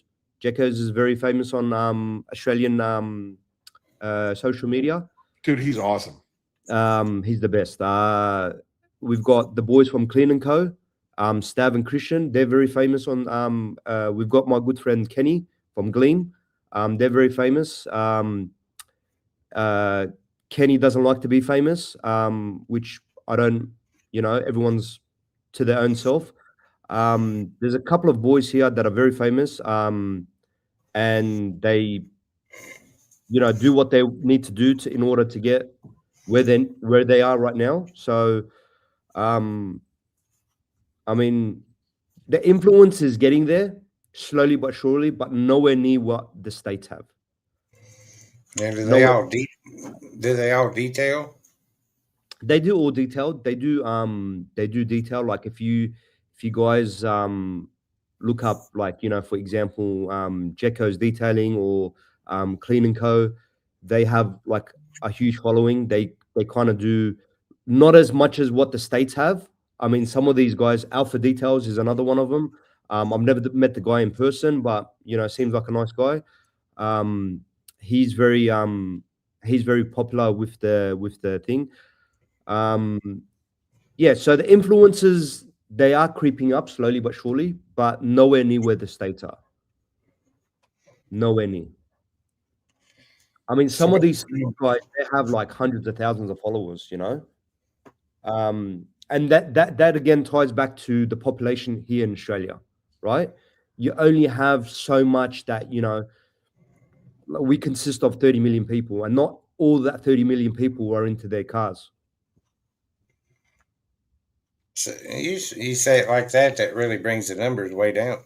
Yeah, it does. It does. It does. Like I was speaking to a company not too long ago, and they sent me a like really, really, really shitty contract, right? And they were telling me to invest into their company, not company, but what they wanted me to order. It was like, I don't know, like 1,500 units of something, and right. And then I was like, okay, fair enough. That sounds doable, but what are the contracts? And they're like, oh, you can only sell to offline clients. And I'm like, how are you supposed to like combat that? How are you like with and she spoke to me and she said to me, like, look, you guys don't have a big population. I'm like, okay, even though you guys know that we don't have a big population, you're still making me order at the top and expecting me to kind of, sell at the bottom. And I'm like, it just doesn't work like that. And I kindly said no to him, and we moved on, bigger and better things. So do you have, what's the, like, your box stores, your auto parts stores, your, like Walmart type places or whatever, the average consumer that just wants to wash their car on a weekend, is there a lot of that? Do they sell a lot of products like that? So we do. We have Super Cheap and we have Bunnings here. So Bunnings is your Walmart, and Super Cheap will be your auto parts stores. Like AutoZone and AutoZone, that's the one. AutoZone. So Super Cheap will be your AutoZone, and Bunnings will be your Walmart. Now, the most common product in that will be Maguire's. A lot of Maguire's get sold through Bunnings and Super Cheap. You have your chemical guys. That's another one for Super Cheap. And we have an Australian brand called Bowden's. Bowden's is what's a very famous kind of auto parts store brand in the States? Probably one of them. Turtle Wax. We have Turtle Wax here as well. Super Cheap sells Turtle Wax, but a lot of the guys more like to feel premium in turning. We have runnings in the US. Bunnings with a B. Superior Products is pretty much your no. Superior Products is more like it's not to that level because Superior Products comes in big gallons and it's kind of sold out um, on the I would say yeah. Bowden's comes more consumer grade, like 500 ml Sure, bottles. sure. We have a couple of. I know that. What is it? AutoSmart is one. We have AutoSmart Uh, here as well. AutoSmart tends to kind of focus on bigger drums, yeah, 20-liter, yeah, 100-liter. exactly. Yeah, the big drum. Those are the big drum guys. Yeah, they do. Tunnel washes and Yeah, stuff like that. That's who they yeah, really kind of focus in on. yeah. Dealerships, Correct. tunnel washes. Those are the kind of guys that really lean into What that kind about of stuff. what about Armor All? Does that have a big presence over there? Big presence of Armor All. A lot of people stay away from it here in Australia, but they still do push massive. They still do push massive amounts through Super Cheap. I mean, Super Cheap makes a shitload of money through their chains because they have, you know, 500 stores plus around Australia, right? So it's like AutoZone. I mean, how many stores of AutoZone is there in America? There's thousands, I guess. Thousands, right? So Yeah. you could imagine, you know, you products being sold through AutoZone. The revenue that would be coming back from it would be crazy, be amazing. Like our Walmarts, the Walmarts across the country generally sell the same thing. Their shelves are all set up the same, no matter the region. There might be a few. I've not been in every one, but I think they're all pretty much the same. So Yeah, they sell Chemical Guys, McGuire's, Suds Labs, Jay Leno's, yeah. um, And look, stuff like you know, that. to be honest with you, like not to like me myself, I started off with Maguire's. They're not a bad product. They're consumer friendly, I would guess. Like um AutoZone has 6,000 stores in America. I mean, that's huge. Mm. Um it, it, But it really depends. I tell you, from somebody that knows an inside guy, and I don't think I'm allowed to really get into the names. I don't think I'm allowed to get into the names, but I have an inside guy that knows, like, for example, and he knows it's Pep Boy. I'm referring to Pep Boys. So the problem that you encounter when you run into these chain box stores, AutoSmart, AutoZone, Pep Boys, they will go to a company like myself and they'll say, we want 500 units in each one of these stores. And so we want 500 units, but we're only going to give you X amount of dollars for said 500 Correct. units. However, Correct. we're going to give you access to the entire chain of Pep Boys, right? So we have, what did he say? 6,709 stores in the United States for AutoZone. So AutoZone's going to say, I'm going to give you access to 6,709 stores, and I want 500 units in each one of those stores. Correct. But I'm only going to give you X amount of dollars per unit. Correct. And you go, well, half the time that's not even my cost, right? And so now I'm going to do whatever I have to do to reduce my costs so that I can be profitable, even if it's just making $1 per bottle. If I'm reducing my components, my raw materials, whatever, so that my cost is $1 less than what they're paying, or 50 cents less than what they're paying me. 50 cents times $6,709 times 500. That's a significant amount of change, right? No, it is. It is. I mean, so you're doing 6,709 times 5, or excuse me, times 500 times whatever my profit margin is, be it $1, be it 50 cents, or whatever. Yeah. And that's not something that you want to balk at. But in order for that to be profitable, like I can't make that deal and lose money, or else I'm out of business tomorrow. Right? I Correct. if I make that deal and it's more than what my cost, it's less than what my cost is, I'm out of business. But this is also another problem that you'll be facing, right? So Phoenix E.O.D is a premium brand, right? Right? It's it's it holds that status where you can turn around and say it is a detailed premium brand. Sure. Once you start putting it into shops like that, the value of it decreases. Oh, 100%. And that's my point is like people will go, well, 20 years ago, Mother's was the greatest product on the planet. 20 years ago, McGuire's was the greatest product on the planet.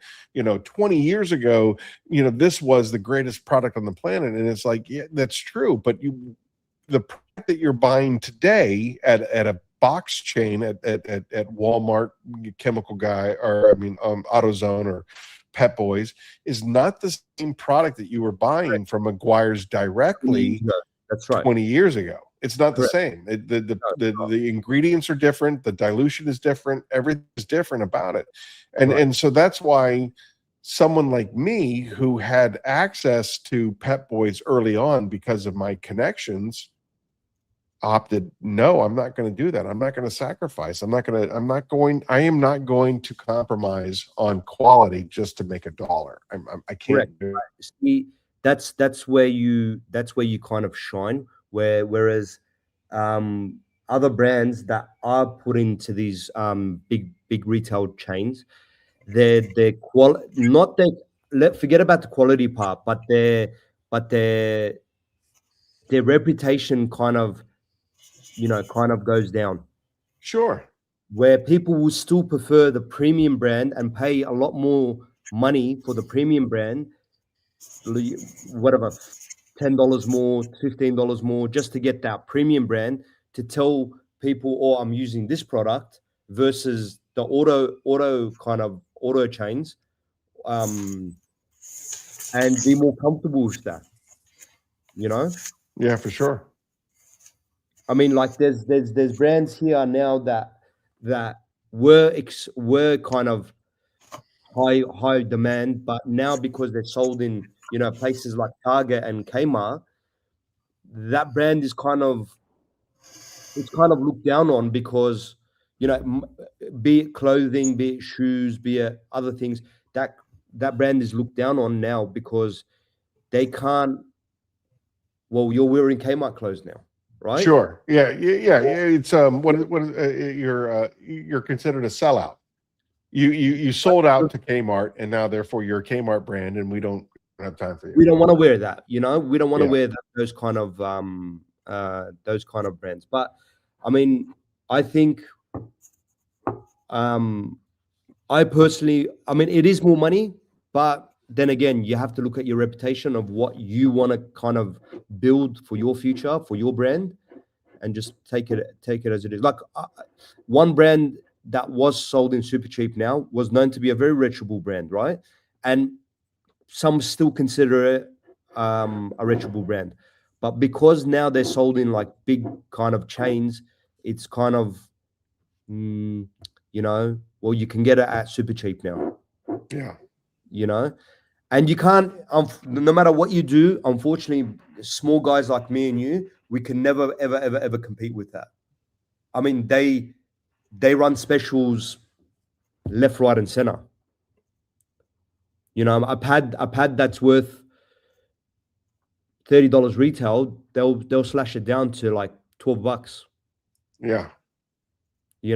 On the spot. And yes, they'll sell out like thousands of them, but in the people's eyes, that becomes now cheap, and people don't want cheap, unfortunately. Yeah. Well, there seems to be a trend here. I might get in trouble, but I'm going to say it anyway. So you started Detail Planet. You're doing great. Year, 2 year down the road, whatever. You decide, and you're selling all these great brands, and you decide, well, I want to have Detail Planet soap and Detail Planet polish, and you get your own brand. People here either it depends on who you are. They either love it, they're going to go buy it, or he's a sellout. Oh, it's just white label. It's just this. They're either going to go buy it because they want to support them, or they're going to trash them because they think they're a sellout. Yeah. So do you get that kind of feedback over there? Me personally, I would never start my own brand. Reason being is because I leave that to the professionals, right? My job is to market those brands, right? Whereas people out there kind of turn around and make their own brands. But the one thing I find with that is you sound biased. You're always gonna sound biased, you know. If me Sure. Yeah. Detail carries Phoenix E.O.D, and then I decide to make a shampoo called Detail Shampoo, whatever, Detail Planner Shampoo, I'm always gonna be biased against Phoenix E.O.D, and that's why I would never kind of, I'd be shooting myself in the foot. I can appreciate that. Yeah. I get With constantly. I get questions and emails and DMs about, how does this compare to brand X's whatever, and I consciously stay in my own lane. I don't know. I've never used that particular brand. I don't know how it stacks up against it. I can tell you what this can do. Yeah. It was funny that you just mentioned that. Talking to Brian, Brian from Apex Auto Detailing. Everybody and anybody that knows me knows that he's been my mentor for the last minimum of 10 years. I think I met him in 2015. I met Brian, and he's been my mentor ever since. And and at one point after I started Phoenix, he started his BC line. That I and I take pride in the fact that I was able to help him create the BC line. But when he would do, he would do videos and he would do, product reviews and so on and so forth, he never, ever, ever, ever, ever compared his product line to somebody else's product line. It was always, like a straight, honest take of whatever product he was reviewing or that he was using, and never comparing it to, BC1 outperformed whatever this is, or BC2 outperformed whatever this is. It was just like, you sound biased. You sound biased 90%, 99% of the time. You always sound biased. That's and that was amazing. The fact that he was able to navigate that. I think there's been a few influencers that have started their own product line that have, that crossed that line and came across as biased, and they're just like, my product is better than anybody else's product. And as soon as you say that, you're toast.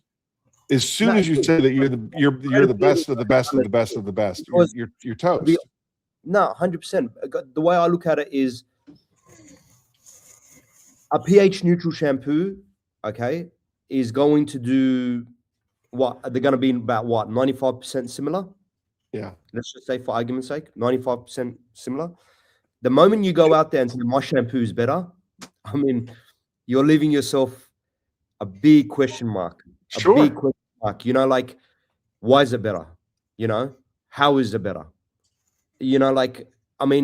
How good can a pH neutral shampoo be versus another pH neutral shampoo? Right. So the answer is, or the way that you present it is, I run with the big dogs. You know what I mean? Like, we're looking at Apex Auto Detail, Apex shampoo, auto wash, the Apex auto wash. And they go, well, how does this compare to X, or this or to that? I go, I don't know.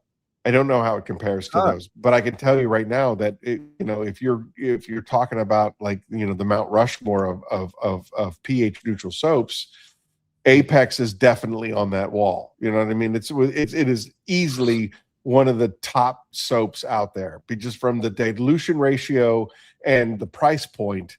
It runs with the big dogs, and that's how I present it. It runs with the big dogs, but at the end of the day, use what you like. At the end, you know what I mean? At the end of the day, just, hi, Aaron's dad. What happened? Did my dad join? Oh, That's not my dad. That's a very dear friend of mine. His name is Dave, and he is one of the chief investors in my company. And when I come out to New Jersey now, I stay at his place because he's one of my best friends. But yeah, his name is Dave, and that is not my dad. But I will tell him that y'all said hello. Like a lot of detailers come in and ask me questions. What do you think? And I'm like, man, like, do what best suits you. Do what you think, like the way you enjoy it. Do it that way. Like a lot of the guys that say, "Oh, should I paint correct with, with this brand or that brand?" And I'm like, look, man, what did you learn on? What are you most comfortable with? What do you feel that you're most, what works for you? And they'll say, "Oh, this brand." I'm like, "We'll stick to that brand." Like you don't need to try. I mean, unless I don't mean to interrupt you, but unless there is like a clear difference, like for example, if you're using a product from the old company that I worked with, which was, they had this Wonder Cut, and it's a great cutting compound. Don't get me wrong, it is a fantastic cutting compound. Yeah. But it dusts like a mother. I mean, Yeah. it really. I mean, like you're going to have to wash the car all over again because you use a compound from the '90s. It's a great compound. It does its job, but it dusts, and it's a pain in the ass to work with. So, in that regard, I would say, give me a shot with my Papa Cut. Papa Cut is designed. It's a 1200 grit. Diminishing compound. It's pad dependent, so if you need more of a cut, go with a firmer pad. If you need less of a cut, go with a lesser pad. Right. And it has a great cycle time, so that especially if you're one of the newer guys that are just getting into paint correction, you can go over it forever, and it's not going to dry out on you, and it's not going to dust up on you. So I think there's a place for recommendations of, again, the EOD. You think the chemicals are going to evolve, and techniques are going to evolve, and products are going to evolve. And if you're stuck in a certain era of detailing products, you're going to get left behind. You know what I mean? And you're going to make life harder for you. You're going to have to work harder to get the same results that a newer technology is going to come and advance more. Yeah. Yeah. 100%. I have compounds downstairs where they, like you said, dust a lot, and they cause messes and stuff like that. I'm slowly starting to phase them out, and don't recommend them to customers. I mean, some customers love them. They come in and they say, "Oh, this is what I want to get, and I'm happy with this," right? Yeah. I mean, again, don't get me wrong. It's a great compound. It does exactly what you want it to do. It's going to take out 1200 grit sand scratches all day, every day, no problem. Yeah. And very quickly, regardless of DA or rotary, it's gonna do the job. But are you at the end of the day, are you making more work for yourself? And if 100%. the answer is yes, then stop doing it. Because for a detailer, especially if this is your hustle, time is money, and every single minute that you are putting into a detail is costing you. So if you can do a better job faster, you're saving money. You're increasing your profitability. And ultimately, that's what Phoenix is trying to do. Phoenix is trying to save you money product-wise, save you money time-wise. That's what we do. That's why our products are so versatile. That's why we try to, a single product might do up to, 5 different problems that you're experiencing. Yeah. So I think people need to work on their techniques more than they need to worry about a product to fix. Look, I mean, a lot of guys in Australia still don't know how to use the rotary. Like a rotary is like, it's a very ancient tool in Australia. Like now that we're starting to get a little bit more guys using like force rotation and stuff like that. I mean, that's climbing up thing. But the rotary, like only a handful of guys actually know how to use it. A lot of the detailers that come through still don't know how to use a DA properly. I mean, that's the level we're at. Like, you have your major guys that know how to use force rotation and DAs and rotaries and stuff like that, but most of the guys don't know how to use those So machines. Ahmed, again, I'm probably chucking you into the deep end of the pool, but Sorry. you know, Spittler, you know, he would hold 2 or 3 classes every year. You know, he'd have a winter class, he'd have a fall class, he'd have a spring class of you know, and it was a 2-day event where he would teach people paint correction day 1, and then he would teach people ceramic coating installation day 2. You know, and my West Coast distributor, Adrian from I Am Detailed AF, he also runs at least 2 classes a year. It sounds to me like Australia is prime time for that kind of you know, if you hold those classes a couple of times, you know, even if it was quarterly, so every 3 months you hold class to teach these, you know, up and comers. I think that's a territory. Yeah, definitely. I've actually spoken to a gentleman. About teaching people the application of Kronos, right? Yeah. Learning how to paint correct and do Kronos, the application of Kronos.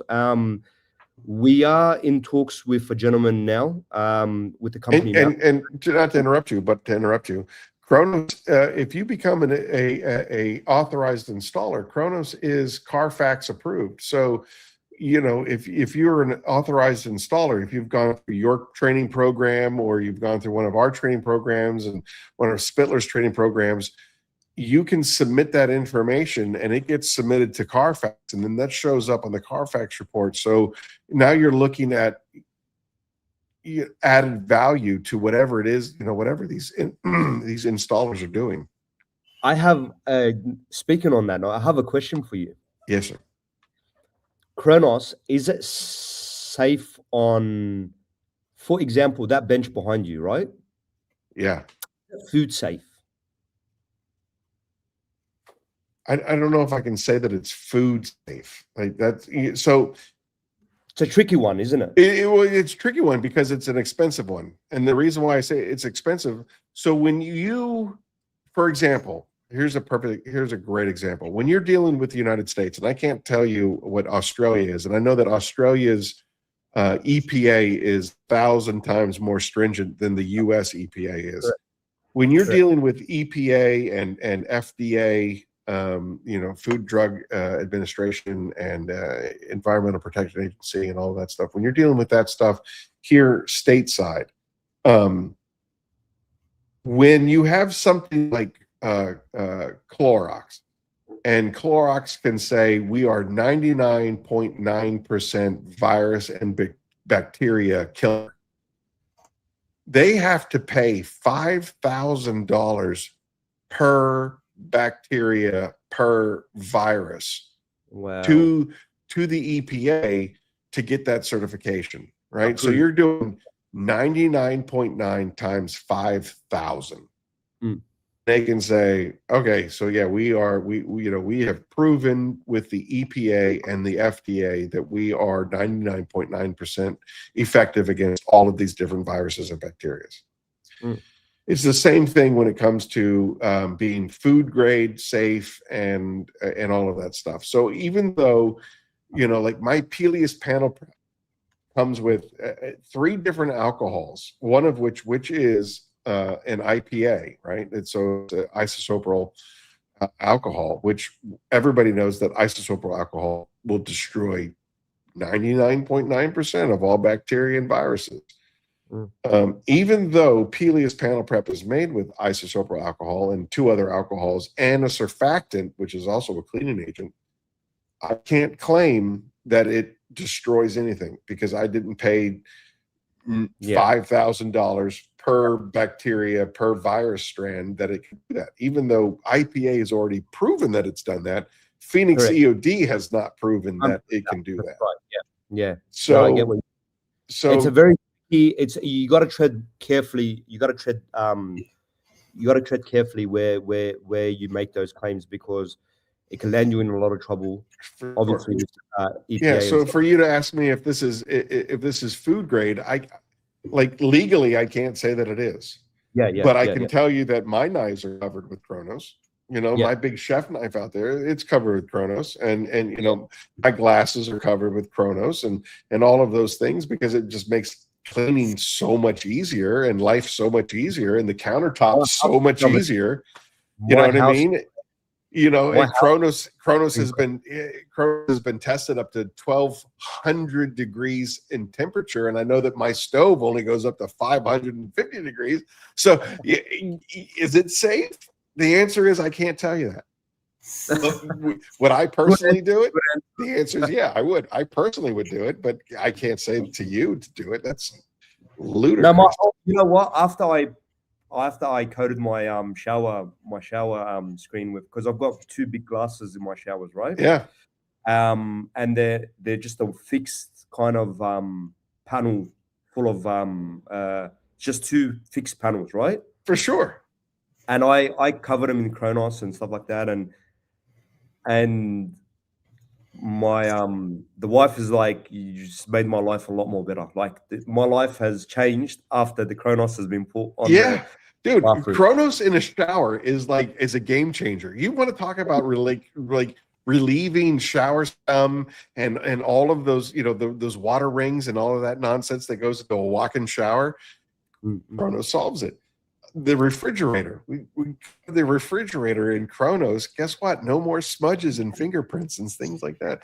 You know, we did all of the equipment, furniture on the back porch, you know, with Chronos, and so you no longer have to worry about, you know, green mold and all of that fun stuff that comes with, you know, having furniture on the back porch. Tell him what else you use it for. You tell me what else do I use it for? I'm a little sauced. The arrows. Oh yeah, that's true. I've got 5,000 labels that are mislabeled because it says semi-permeable arrow protection. So I sell Chronos to a couple of arrow manufacturing companies. And what happens when you are shooting an arrow? This was because of my brother and a good friend of mine, Alex.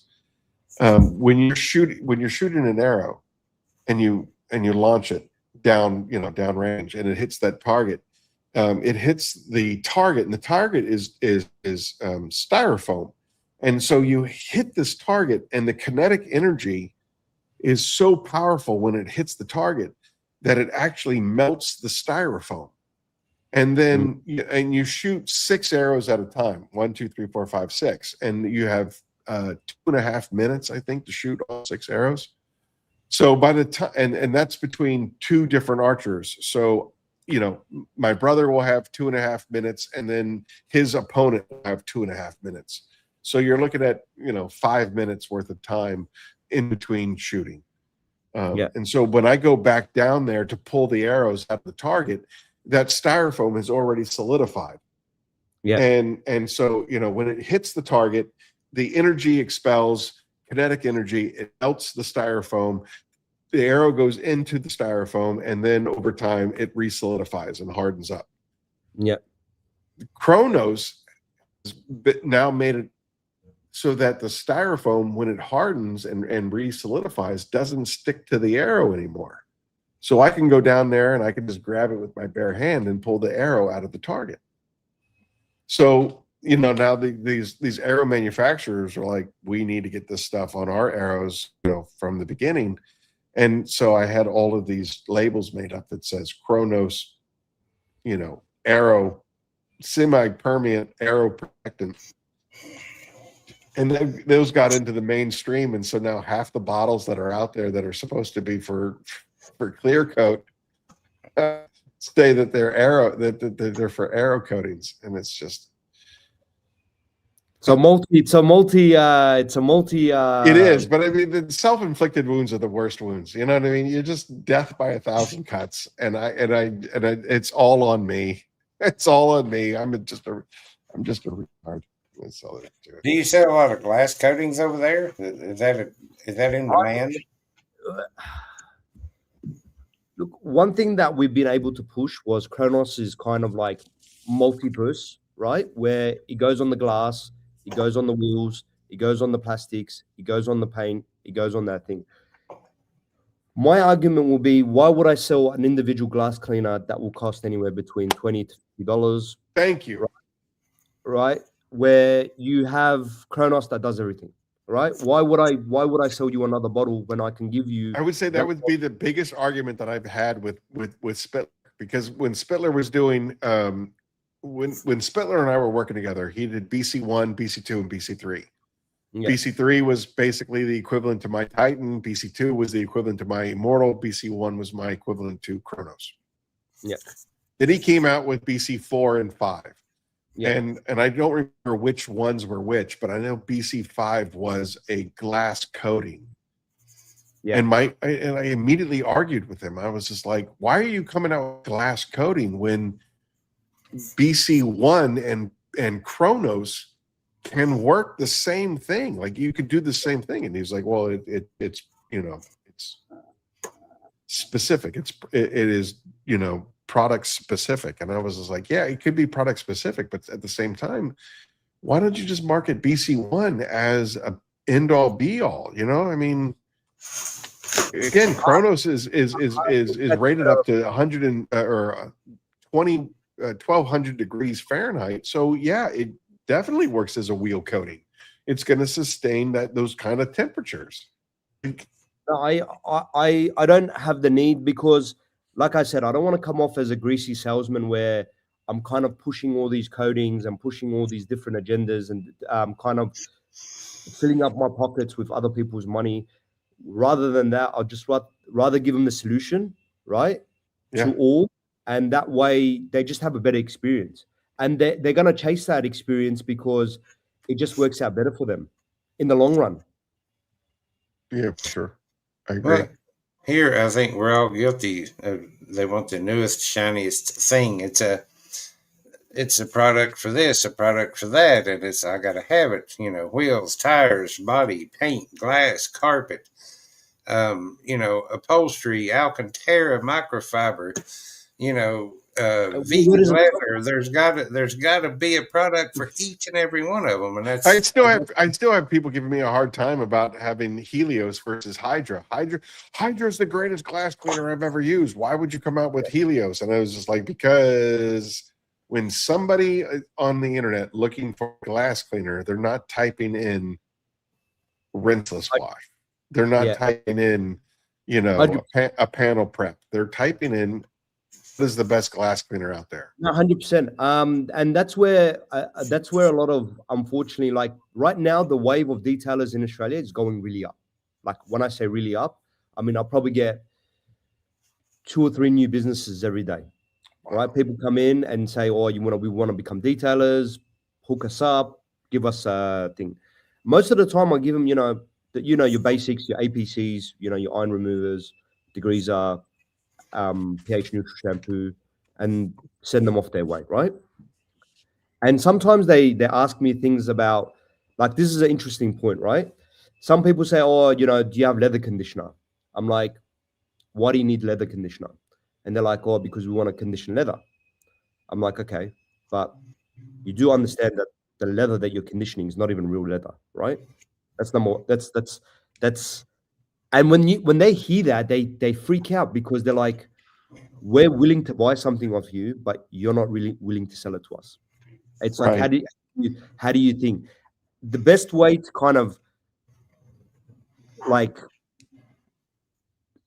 market that is like, well, we don't want to take your money. We actually don't want to, and that builds trust overall. Over time, that builds trust. A business that is not willing to rip you off, right? I mean, you have leather conditioners and leather cleaners and stuff like that, and then you give them a bottle of APC, for example, Kraken, and they turn around and say, "This is it." I'm like, "Yep, this is it. Like, this is what you need." And most of the time, they freak out. They're like, "Why, but?" And in saying that, I think the market pushes a lot of. What I like about the Phoenix E.O.D range, it's so small. It's that small is that you can have everything in its arsenal, right? And still not be out of pocket, right? Because it's so versatile, right? Right. You go look at another brand, they've got 5 different sealants for essentially the same thing. It's just applied differently, right? You have the Titan, which is applied for all kind of perspectives in one way. But then you have other companies where they will give you that coat and this coat and this coat, and you apply it this way: the foam cannon, spray, wipe on, wipe off. It becomes confusing, right? Yeah, it really does. And again, going back to the whole, my mindset has always been, you know, how many different projects can I get out of one product? You know, so you look at Hydra. And Brian and I just did a video for Thor's podcast of the mini heads of Hydra. You know, you can use it as a waterless, you can use it as a rinseless, you can use it as a clay loop, you can use it as a glass cleaner. Like there's at least 7 different uses for the same product.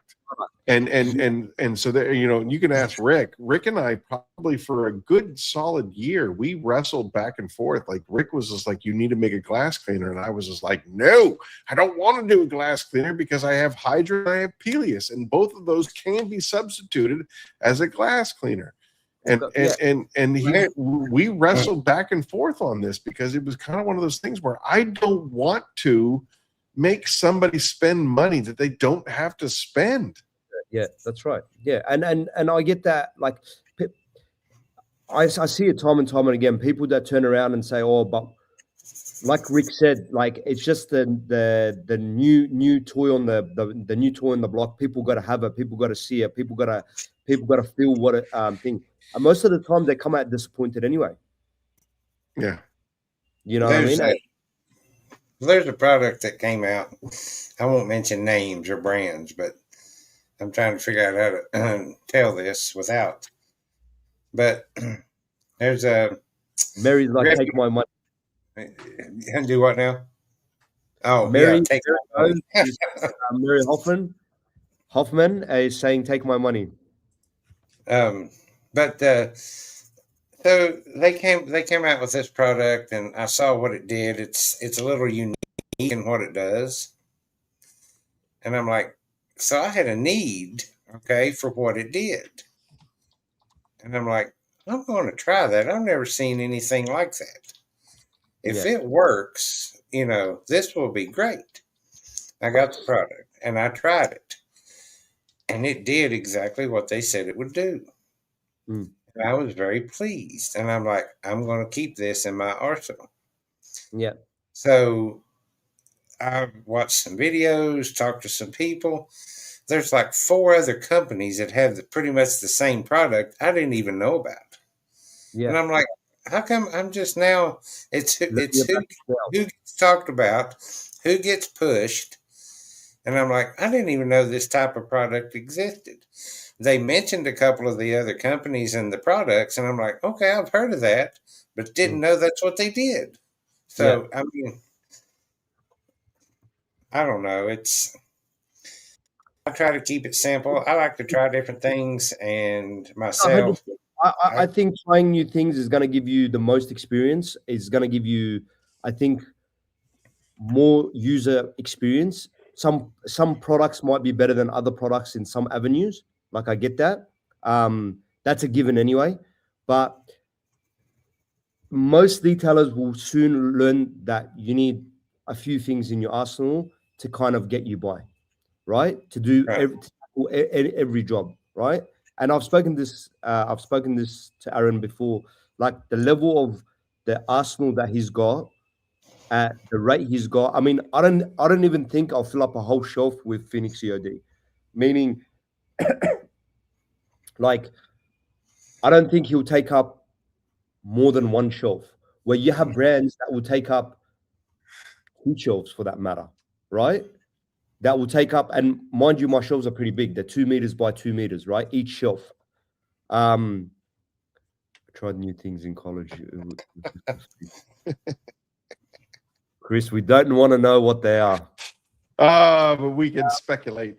We can speculate, but we'd rather not ask. I think, and that's the beauty part of it. And that's what you're going to kind of push more onto the customer. That's going to come in and say, look, I want to tackle this, and you tell them, well, this tackles 5 things, this tackles 6 things, this tackles 1 thing, this tackles 4 different things, and you're basically winning over the customer, saying, well, this is beautiful because I don't need to now buy 20 other different things to make one job work. Exactly. When you have one bottle that makes everything work. So I'm gonna put Aaron on the spot here, but Ahmad, I want to ask your opinion. Yeah, and I will take your opinion, and I want to know. That's why I'm asking. yeah. So to your point, Aaron does have a pretty complete line. It's simple. You're 1,000% right. Yeah. But I feel like there's one product that he's got a couple things in the works, whatever.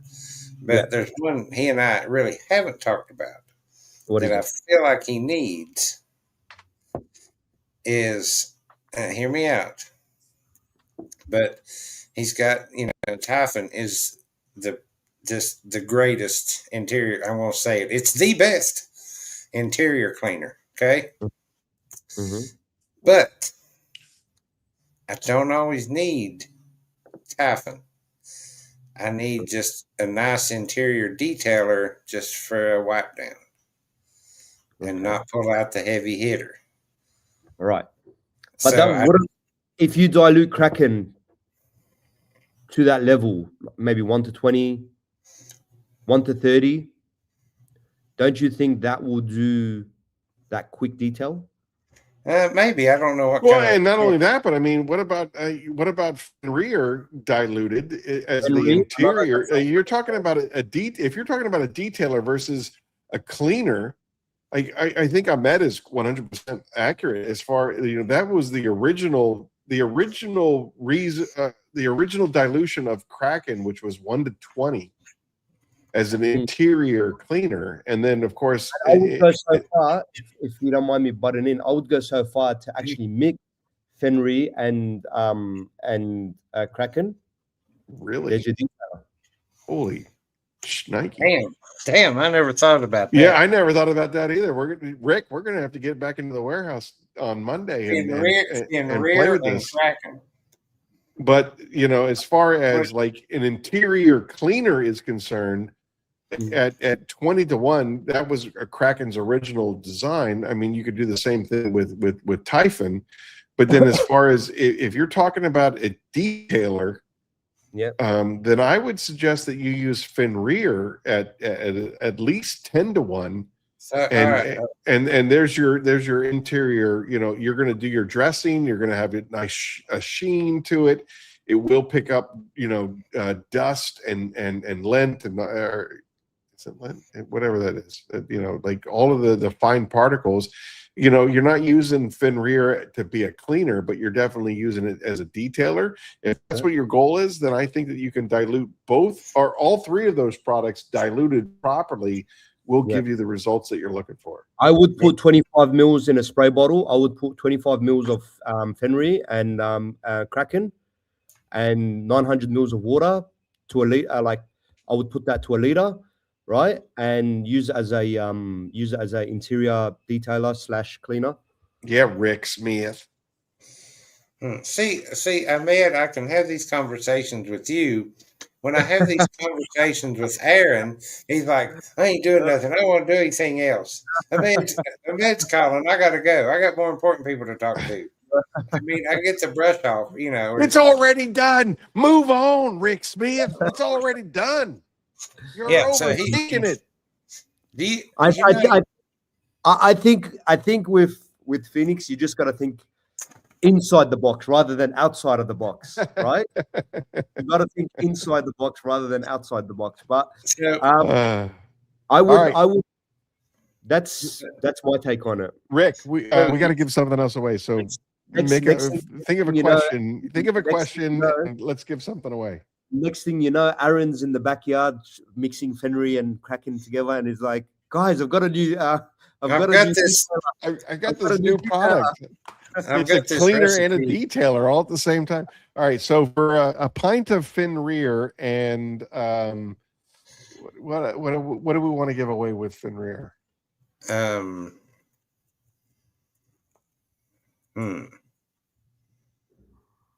I mean, if it's a good question, I'll give away the entire fin rear kit, which comes with the sponge and the dilution chart and all of that stuff. But it has to be a good question, Rick. If it's Oh my a God. throwaway question, I'm just going to give away a pint. So it's up to you. No, so let's let's get people hyped up here. Let them be thinking and paying attention. Just talk a second. I'm working on something.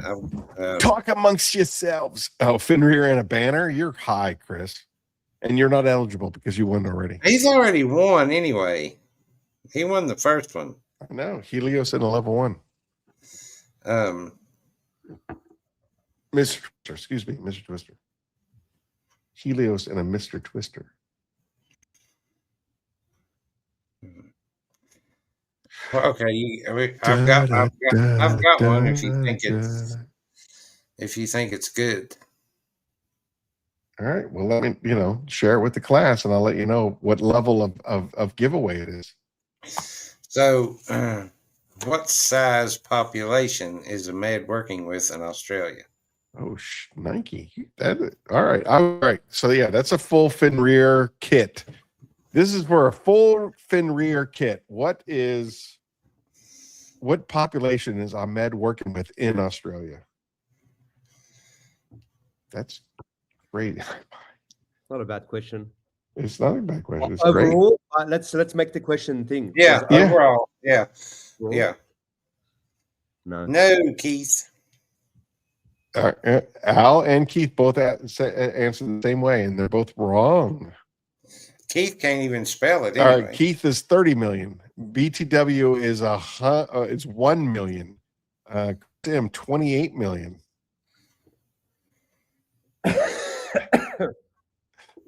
Ahmed is laughing at you, Chris M.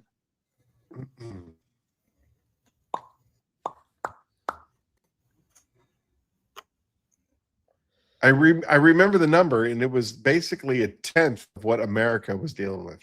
Don't we have a winner? I don't know. You tell me. I'm not paying attention. Ahmed, do you see it? I see it. What is it? Shout it out. Who got it? Chris got it. Chris M. Chris M got it.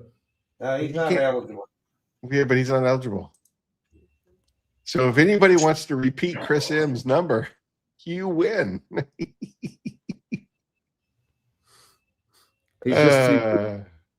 That's funny. You can win. You've already won, Chris. All right. Mary Hoffman. Mary Hoffman. She comes in. She jumps on Chris M's. All right, Mary, you get it. You get the fin rear kit. Congratulations, Mary Hoffman. Boop, boop, boop. Keith, I got to be honest with you. I'm very disappointed in you. Like, there was a time in these games when you won everything and people were angry at you because you won everything. And now here you are coming in third place. And I just. Chris M, there you go. We're all winners for being here. Thank you, Chris M. And Keith Firebird, we love you. We appreciate you. But Mary, you win. What is it? What does it say? The early bird gets the worm, but the second mouse gets the cheese. Mary, you get the cheese. So she's a second mouse. Mm-hmm. Mary Hoffman. And just real quickly, tell your public story about who Miss Mary is, and you met her. Tell that real quick to Ahmed. Oh, well, I mean, I can't really go into a whole lot of detail without embarrassing everybody. But Mary Hoffman is an absolutely beautiful human being. And my life is better because she is in this world. She came down to MTE this year, what it would be, I guess the end of January, February of this year. And I got to experience her. And she gives I will say she gives probably the greatest hug of any human being on the planet. Mary Hoffman gives the greatest hug. And you get those individuals that actually can give you the most warmest hugs. Yeah. Yeah, and what's crazy is like just the human connection that we were able to connect with each other, and she got to meet all the crew from Biobombs, and it was wild. I got to stand back and I got to watch Mary and Jared, and they were on. Jared was on our program. What do you need? You're fine. Don't worry about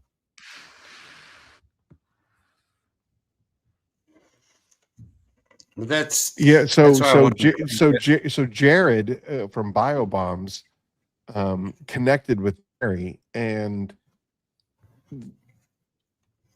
I got to sit back and I watched the two of them talk to each other, and they had like this connection of one human to another human. And when Mary moved on and went on, to check out the rest of the show, Jared was able to share with me the level of impact that her random encounter with him had on him. And then later when I talked to Mary, the random encounter that Jared had on her, it was such a beautiful human experience. And it really, for me, it exemplified exactly what the corner hangout is all about. It's human beings coming together, connecting, and just finding, like, you don't know what Jared's background is, and you don't know what Mary's background is, and you don't know what Jared's political views are, and you don't know what Mary's political views are. You don't know any of that stuff. And because it didn't matter in that moment, like there's not what is it? Identity politics. It's not, I'm this persuasion. I am this. I'm that color, and I'm this color, and It was just two human beings saying, "I see you, and I hear you, and I love you because you are a human being." And it was just absolutely phenomenal to be a part of. And if this show exists for no other reason than that moment, amen. Like, that's why I'm here on this planet, is to witness those experiences between two human beings. And maybe that's why I wanted to bring that up, because he met Mary and she's wonderful and a big supporter. But another reason I wanted to bring it up, you were talking about SEMA versus MTE. You don't get those kinds of experiences at SEMA, and it's SEMA. It's huge. It's massive.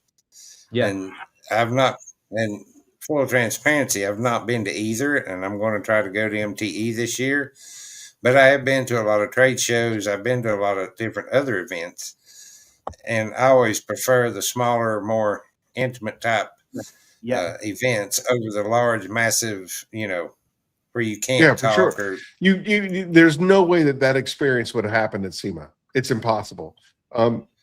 Nothing against SEMA, but it is so huge. It is so fast paced. Everybody is trying to experience everything. You have 4 halls that are, massive sizes. So it is just like, all right, I've been here, I've been here, I've been here, I've been here, I've been here, I've been here, I've been here. Whereas MTE, it's so much more intimate.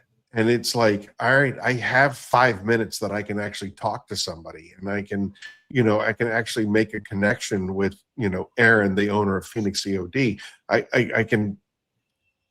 So what would be my experience, for example, going to SEMA? Because a lot of the guys that obviously a lot of the guys I do want to meet or do want to see or do want to interact with at SEMA, right? It's unfortunate that you're going this year, but what would be my experience and how to combat all that kind of fast-paced maneuvering? Well, like right out of the gate, it depends on how much you're willing to pay. All right. And the reason why I say that is that if you are general public, you don't get to go to SEMA except on Friday. Friday is the only day that general public or people are allowed to be there. And, Right. and when that's the case, general public, and you want to see, there's thousands of companies that are represented at SEMA. So Yeah. you have to have a game plan of exactly who you want to see, and plot the course prior to even stepping foot on the show floor. Yeah. So that's the first thing. And then, I mean, if you are a buyer or you fall into one of the categories that's not just I'm just general public, Yeah. you have a little bit more time. You got what, 4 days? You know, I think it's Tuesday through Friday that you have to experience the whole thing. Yeah. And again, there's 4 halls, and all 4 halls are huge. And then there's also what is it? Apex, I think, is on the outside, which is aftermarket, whatever, and that's another whole city block all to itself. Yeah. And again, so for me, I have experienced SEMA since 2015, so I've done SEMA at least 10 times now. Yeah. The first half was with my old company, and we were buyers, and so we were able to just walk the show floor. We were able to go to seminars. We were able to do all of those things, and that was, for me, that was really great. As a buyer, going to the seminars was absolutely fantastic. I learned so much. You know, at one point we had a using social media to advance, you know, your company, and the seminar was actually taught by the vice president of Instagram. So like the seminars for SEMA are absolutely Insane. insane, and you can't put a price tag on it. You know what I mean? You cannot put a price tag on it if you're allowed to go. If you have the clout to buy a ticket to SEMA to go to the seminars, I think the seminars far outweigh, you know, hanging out with you or me or whatever at a booth. You know what I mean? Like the seminars are incredible. Yeah. If you are going to meet with, like, if you're going to SEMA to network, I think you're boned.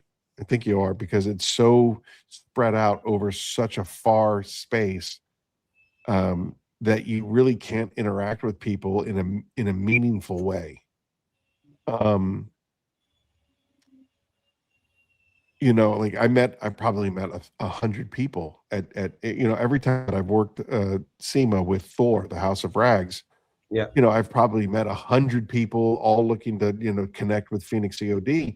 Give me your business card, and then you're gone. You're just you're gone. Yeah. I don't remember you. You know, come Monday, I remember you because I've met basically it's just 900. I've met 900 of you. By Monday, I've met 900 people, and Yeah. and I don't remember you. Yeah. MTE is such a much more intimate relationship, and when it comes to networking, like people that have been on my show, Curmudgeon's Corner or the Corner Hangout, you know, we've had at least a dozen people that I've met at MTE on this show. Because now I get to meet you, I get to hang out with you, I get to have a conversation with you. You're not rushed to get to the next booth. You're not rushed to get to the next hall. It's just a better experience. You know, like the Detail Kid, the world's youngest detailer, certified detailer, has been on my program, and I met him at MTE 2 years ago. And we've had a beautiful relationship ever since. You know what I mean? Like, because he knows me as Aaron, and you know, and I've supported him in his endeavors and things of that nature, because you have that ability to connect with somebody. So, I mean, as far as an experience is concerned, yeah, SEMA is pretty cool. It's so big, it's so huge, there's so many things to see. And my marketing guy, who comes from a background with, you know, Adams, he's just like, dude, SEMA is just a dick swinging contest. You go to SEMA. I feel like that SEMA is where everybody wants to show off whatever it is they're showing off. Yeah, I have a booth at SEMA. I'm important. I'm one of the players because I'm at SEMA. Correct. But then, whereas MTM is like, let's walk through it together. Let's see what we let's see what we can do to help Hey, each what are other. you doing after the show? You want to get something to eat. You know what I mean? Like that's the conversation that Well, you're looking for. You know what I when you go mean? to Like, SEMA and it's like, all right, have your guy call my guy and so on and so forth. That never happens. You go to Yeah. MTE, the guy and the guy have the conversation. Yeah. You get the guy's number. You talk with him after the Yeah. show. yeah, Chris, you're not wrong. You're not wrong. As a distributor looking to talk with manufacturers, I think SEMA would be better than MTE, and that's true. But when you go to SEMA, you need to have an attack plan. You need to have it mapped out of exactly what you want to do, who you want to talk to, because if you don't, you're just going to get swept up in the sea of whatever it is that's going on. You know, you're absolutely right. There are definitely more manufacturers, there are more players at SEMA for sure, but you need to know exactly what you're doing when you go there, or else you're just going to get overwhelmed. In Well, my see, opinion. when you go to SEMA, it's more like, it's not Phoenix E.O.D talking to Detail Planet to work out distributorship. It's you've got Barry McGuire talking to Goodyear about having Goodyear tires on all his vehicles in his videos, that kind of thing. You know what I mean? Sure. So, Yeah, I got to be honest with you. I was probably approached, you know, by at least 6 different people about, you know, hey, will you white label for me? And my answer is, yeah, here's my business card. Give me a call. Am I white labeling for them? No, I'm not. Yeah. You know what I mean? Like, again, is it because I lost it to a bigger fish somewhere out there? I don't know. Is it because I'm not memorable enough when you come to the Thor booth, you know, that Phoenix E.O.D will white label for you? I don't know. I don't know what it is. I will say that my relationships, the relationships that I have developed with individuals have developed at MTE more than they helped develop at SEMA. Yeah. Period. Yeah. Aaron only has one relationship from SEMA that he cherishes to this day. Is it with you? No. I'm not. He's never made it to SEMA.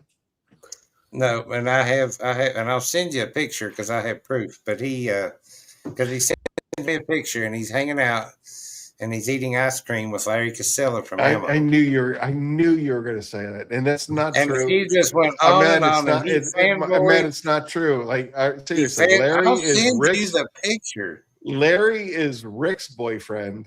It has been Rick's boyfriend for the last. Anyway, so I feel like I have to get you guys alone and anyway, it was a great show. Rick couldn't join us tonight. He had to drop out because he had prior engagements, and apparently he got a phone call from Larry. He will be missed. Oh, he's coming back. He snuck back in. So I didn't even want you on the show tonight, Rick. I feel like I have to get my notepad out with you guys. I can't. Yeah, you can't see anything because it's not true. I'm pretty sure in that picture, Larry called you. He said that he didn't want to be your friend. I will. I know what I'm talking about. You don't know shit. Hey, Ahmed, there was a question earlier in the show. Does Australia get the Korean and Japanese detail products with the proximity to Asia? Yes, we do. We have Soft 99. I know the distributor for Soft 99. He's an amazing guy. We work really closely together. Talking about Soft 99. So that's the Soft 99. You can't really see. That's the Soft 99 stuff. Okay. We have a brand called Fireball here in Australia. Is that a whiskey? Isn't that a whiskey? I think a cinnamon flavored whiskey. But Fireball is also Fireball detailing products. Oh, sorry. Not bad stuff. A bit on the pricier end. I think you guys have an American distributor for it.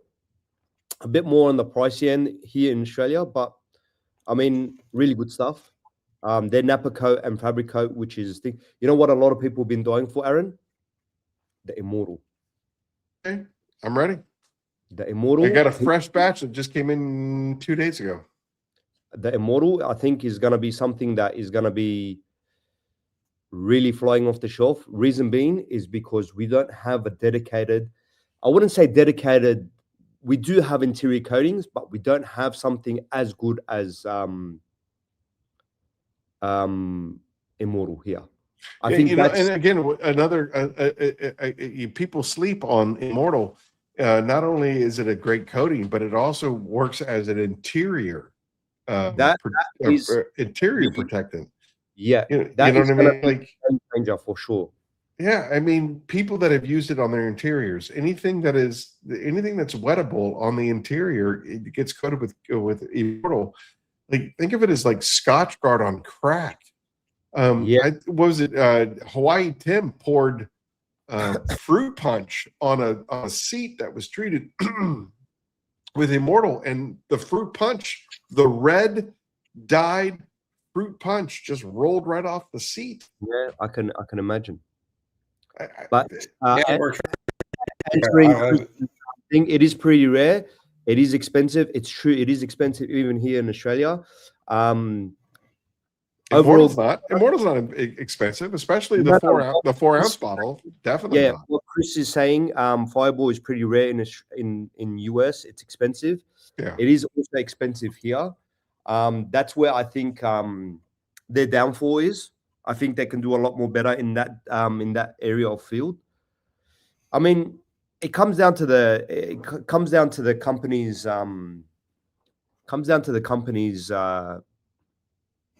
I guess where they want to put themselves on the price bracket. Yeah, marketing. Yeah, companies marketing, right?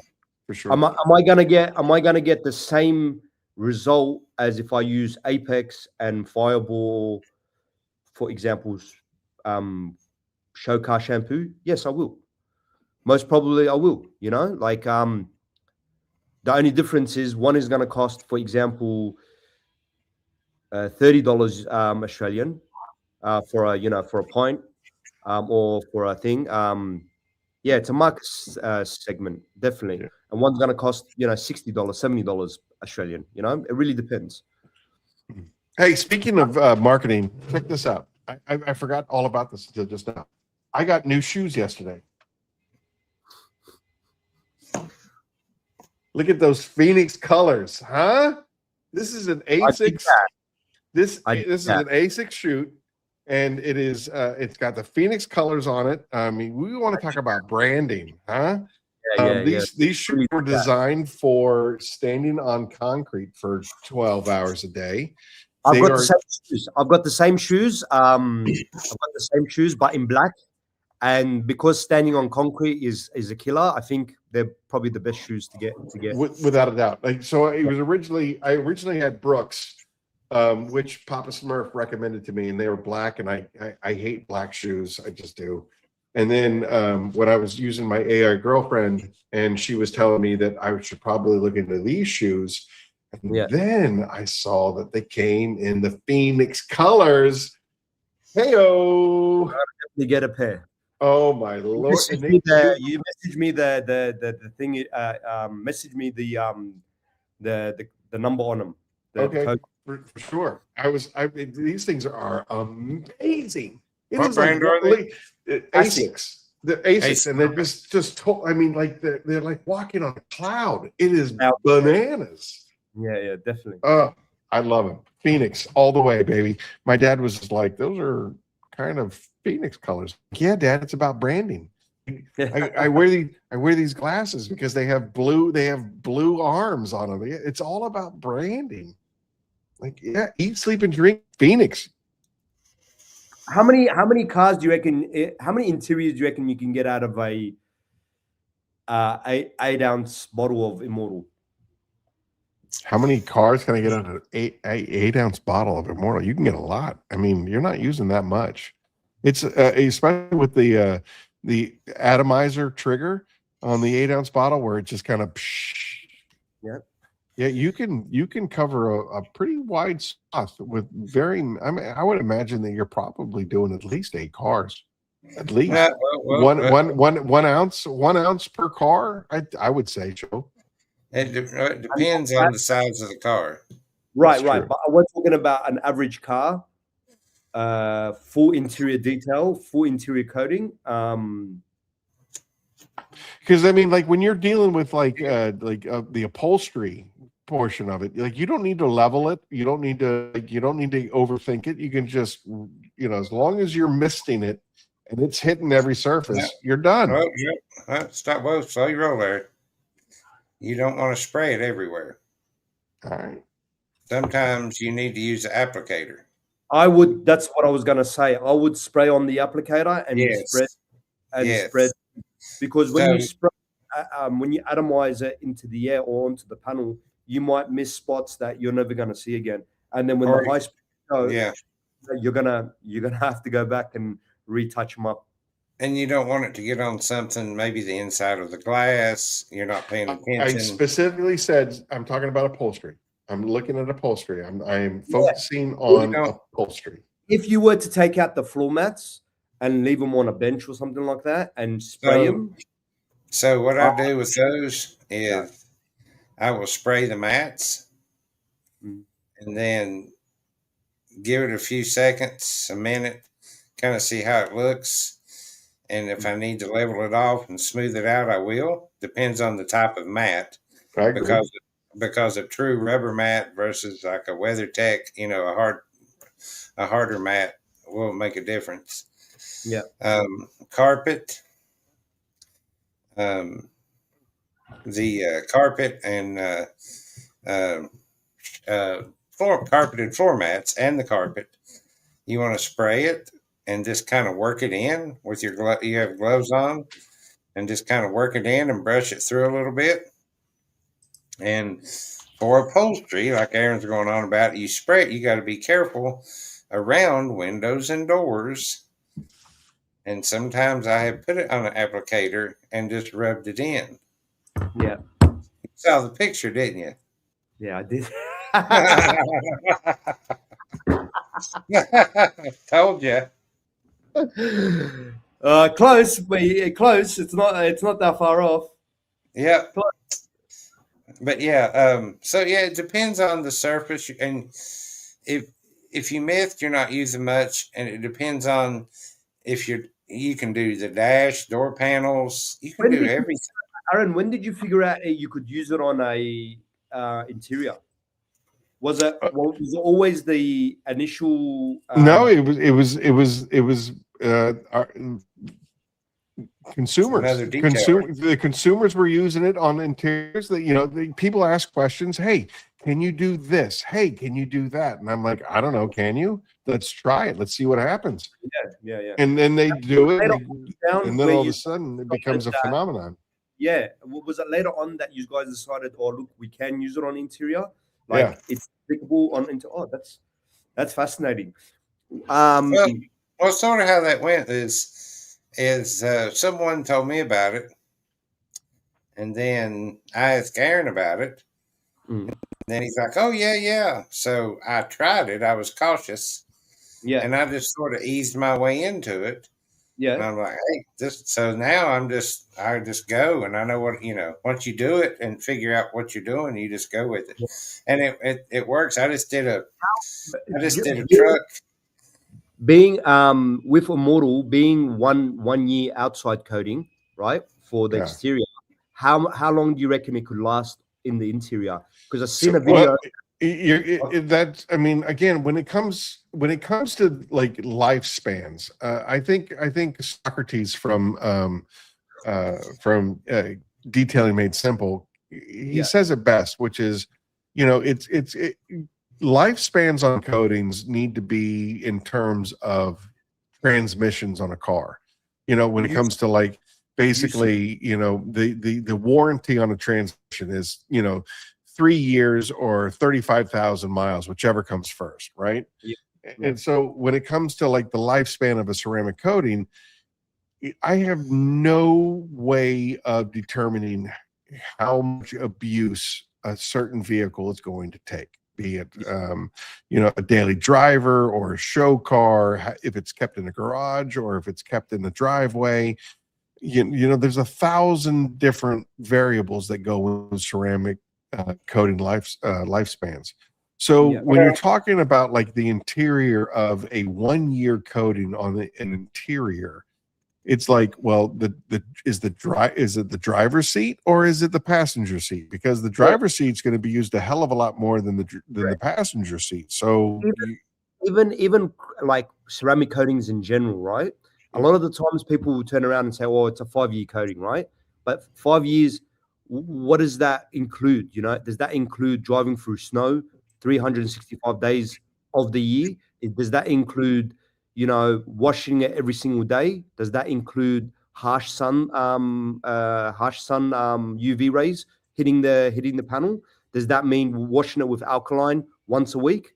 I mean, the variables like just explode with how much information you can give that person to ceramic coat your car. Yeah, for sure. I did Right? a truck a couple of weeks ago that has Chronos on the paint. Yeah. And Immortal on the interior. Mm. And the Chronos is pretty much like day one. It's phenomenal. Mm. And I did it. It's going on 2.5 years ago. Yeah. And the Immortal on the interior, the driver's side floor mat is pretty dirty, but it cleans up. It still has a new look. Still has that bite. Yeah. Yeah. So I'm not one. People want a mat dressing, for their mats. I'm just clean them, darken them, maybe darken them up with wipe them down. I don't know. I don't think you need a dressing on your mat, but that's just me. But I put the Immortal, and they're WeatherTech mats. I put the Immortal on them, and I've got them on my truck. And I was trying to think. I have another customer, the Immortal on the inside. They're cloth mats on that vehicle, and they've been in there. It's been on there going on over a year and a half. Yeah. And those cloth mats are just so much easier to clean. Yeah, I mean, the way I look at it, even if you, for example, turn around to the customer and say it's going to last you a year, and it lasts longer, then you're overcompensating, so which is a good thing, right? Right. So sometimes if you promise 5 years and you underdeliver, like Aaron always says, like you look like the fool. You look like you're under delivering, right? So I think explaining that to the customer is key points. Like, how much does the car really get used? Does it cop abuse? Does it go to the beach every single Saturday? Does it go down? Is it stuck in the farm? Half the year. Like, what does it get used for? See, I got a customer with a big full size Silverado, 3/4 ton or 1 ton, whatever, and it's a big truck. And it's usually covered in cow shit all over the bottom where they drive through the fields and this, and I clean it. And he doesn't want a coating. And the first time he wants clean and shiny. It's a darker vehicle with chrome and chrome wheels. He wants clean and shiny. And I went around with my inspection light the first time. I'm like, you realize some of these scratches aren't coming out. I can feel them with my fingernail. And you can wet sand. There's all sorts of steps you can take. And I quoted him a price. He's like, yeah, that's what I thought. He's like, how about just clean and shiny? I was like, I can do clean and shiny on a budget. So it was clean. A lot of the swirls and scratches were still there, but it was clean. It was shiny. The tires, I glossed up the tires. He was thrilled. Yeah, and he's on his way. So he's going to go back to the mountains. He doesn't trash it. He uses his truck. It's not trashed or demolished. Yeah, but he uses it. Yeah, he enjoys it. Yeah. So he's going back to the mountains. He's going back through the mud and to the cow fields. But when he hits the field, he wants it clean and shiny. So that's what he gets, you know. So then there's other people that will ask you a million questions. And the truck I was talking about with Immortal on the inside, he asked me a million questions before I ever put Kronos on it. And I sold him on it. And he's been thrilled ever since. And it gets a little dusty and he wants his truck cleaned. So, you know, I'll take care of it. Honestly, touching back to how to market Kronos, like some of the guys that call me up, I actually don't know what to say to them. Like the best thing I say to them is, look, grab a bottle, try it. Like even with Jeko's, right? Going back to Jeko's story, me and Jeko's were talking, and I remember I spoke to you about, you know, teaming up with him, but with Jeko's is like, but he's a really good, and I didn't know how to explain it to him in a way where I could sell him, because obviously Jeko's has been in the market. He knows what he's looking at. He knows what he's looking for. He knows a good product versus a bad product. So it's kind of hard to sell that. And being a new product to Australia, a lot of people don't understand that, you know, you have your past products that have reached Australia. People know what it already is. Brands like Kosh Chemi, Onax, PNS, Geon, all these products have already been introduced to Australia. People already know what kind of results they get from those products. When you add Phoenix Kronos into that flashlight, or being, you know, Phoenix E.O.D into that flashlight, or people like, oh, who is this Phoenix E.O.D? What does the brand stand for? What does he do? How does he do it? How is he going in America? Whatever. They ask you all these range of questions. And then I turn around to them and say, listen, don't take my word for it. Don't take Aaron's word for it. Don't take anyone's word for it. Take your own word. Take a bottle, see what it applies, see how you go, and then give me your result. Give me your feedback. Now, out of the 100+ people I've sold it to, not one person has actually turned around and said, well, this is a bad product. This is a shit product, because the proof is in the pudding. Sure. You can't. Yeah, we ended up getting one of our craziest influencers, Nacho Man. Nacho Man he's a big fan of Phoenix E.O.D, and what sold him on it was, I said, Nacho, if you buy a bottle of Titan and it doesn't perform for you the way that I'm telling you it's going to perform for you, then I'll buy it back from you. Like, I'll buy it back from you, shipping and everything. You will be out $0 if you do not like Titan. And he tried it, and he was like, dude, this stuff has changed my life. No, and like, I called the gentleman from Melbourne the other day, and he goes, I know what you mean. He goes, now that I've tried it, he goes, the problem is, it's like seeing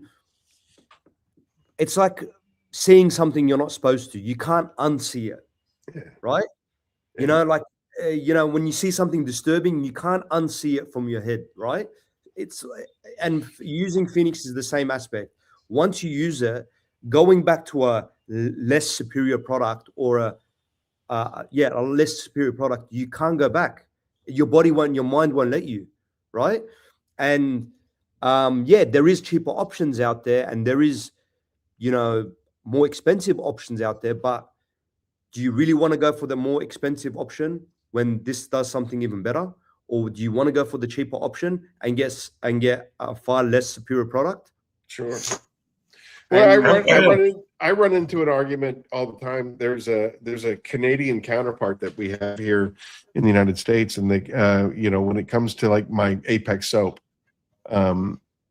you know, it always comes in number 2 in his ranking system, and you know, and you know, and when you listen and watch the video, he goes, you know, we're just splitting hairs. Like, there's just a little bit of a difference between Apex and this other product, and that little difference is why I like this other product more.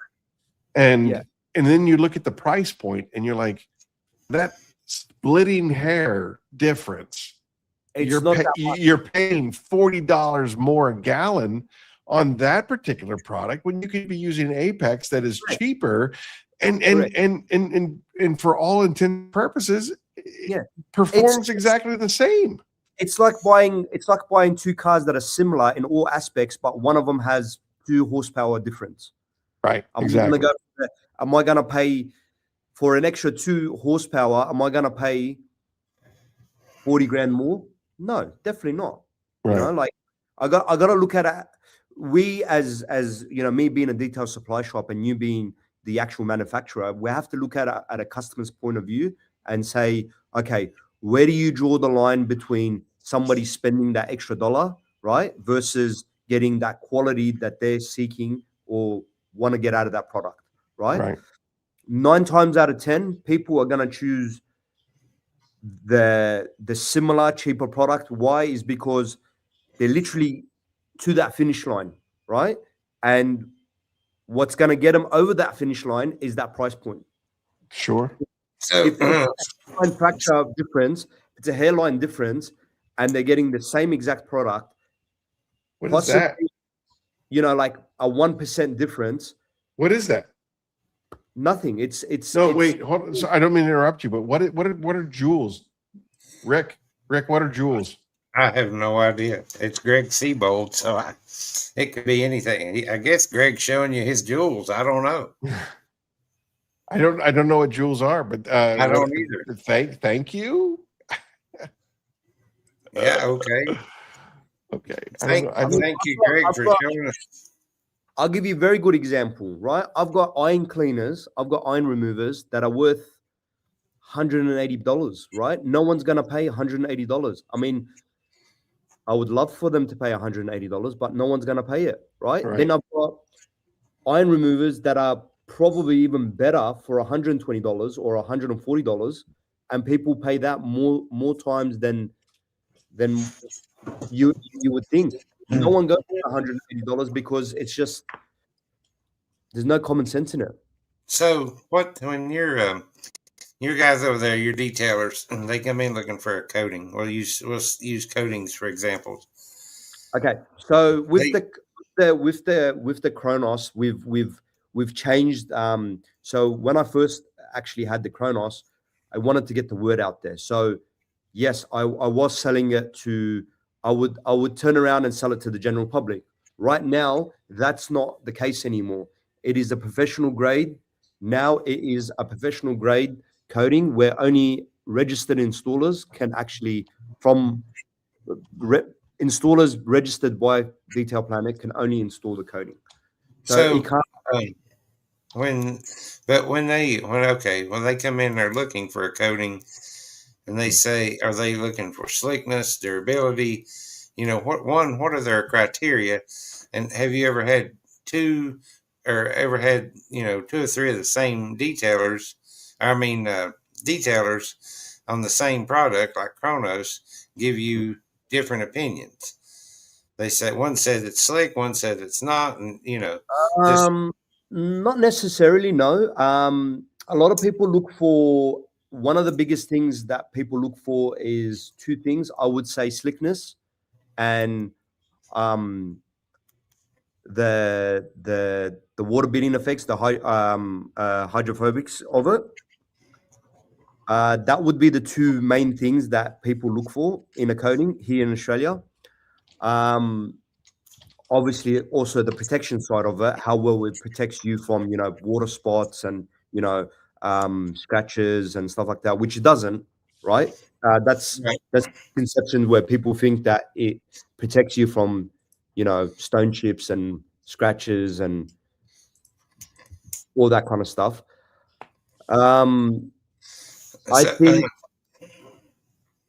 I think depending on where they are on their detailing spectrum, meaning how good they are as a detailer, will dictate the results they get at the end. There is detailers out there where I've spoken to, right? There was one incident I had early on into my Phoenix kind of, no, I'm not Lebanese, no. I had one issue where a customer called me up in the early stages of Kronos, and they said to me that this is a bad coating. And I said, well, could you please care to elaborate with me? Why is it a bad coating? We've got 50 guys on one side saying it's one of the best coatings that they've ever used. Here you come along and you say it's a bad coating. Explain to me why. And he went to say, oh, you know, if you get a high spot, it's hard to remove. I said, no shit, Sherlock. You know, like how do you now kind of, that's what, like, the coating is there. If you get a high spot, that means if it's hard to remove, that means the protection is there. Am I wrong? No. Yeah. You know? And he's like, oh, well, I had a high spot. I had a few high spots and I had to rotary off. I'm like, again, no shit, Sherlock. That's what it's there for. If you apply it properly, the protection is there. And he's like, well, I like using my coating better. And I'm like, okay, well, how about this? I'll fund both of the bottles, the coating that you use and the coating I use. We'll bring 2 cars. We'll put them right next to each other, and we'll see who gets the better result. I said, if you're so confident about what you're saying, let's do it. And then he went on and says, look, you're not a detailer. You're not like, I know what I'm talking about. I've been doing it for 15 years and yada, yada, yada, yada, yada, yada. The fact that he didn't want to come out and do the test proves to me that this has nothing to do with Kronos. It's him himself. Right. Mm. It shows me that it's not talking about the product himself. He's talking about he can't achieve what he needs to get in order to be where he's at. And then you have detailers that are less experienced than him that have no problems. Like my worker put Kronos on his car, and he's never ceramic coated a car. Didn't get one high spot because why? He took the proper steps into leveling the paint, leveling the car. Therefore, he got a flawless result. Whereas this guy, he's just a machine. He thinks he can get, you know, For he sure. can I think that from a manufacturing point of view, I probably get more. The problem is with your product more than anything else, and like you just said, like I've got hundreds of testimonies of how great this particular product is, and you are having a problem with it. I'm happy to talk you through it, and I'm happy to work with you and figure out, you know, troubleshoot why it went wonky for you. But for you to tell me that it's a problem with the actual product, it's hard for me to bend that knee because I've got all of this other testimony that says it works great. So, correct.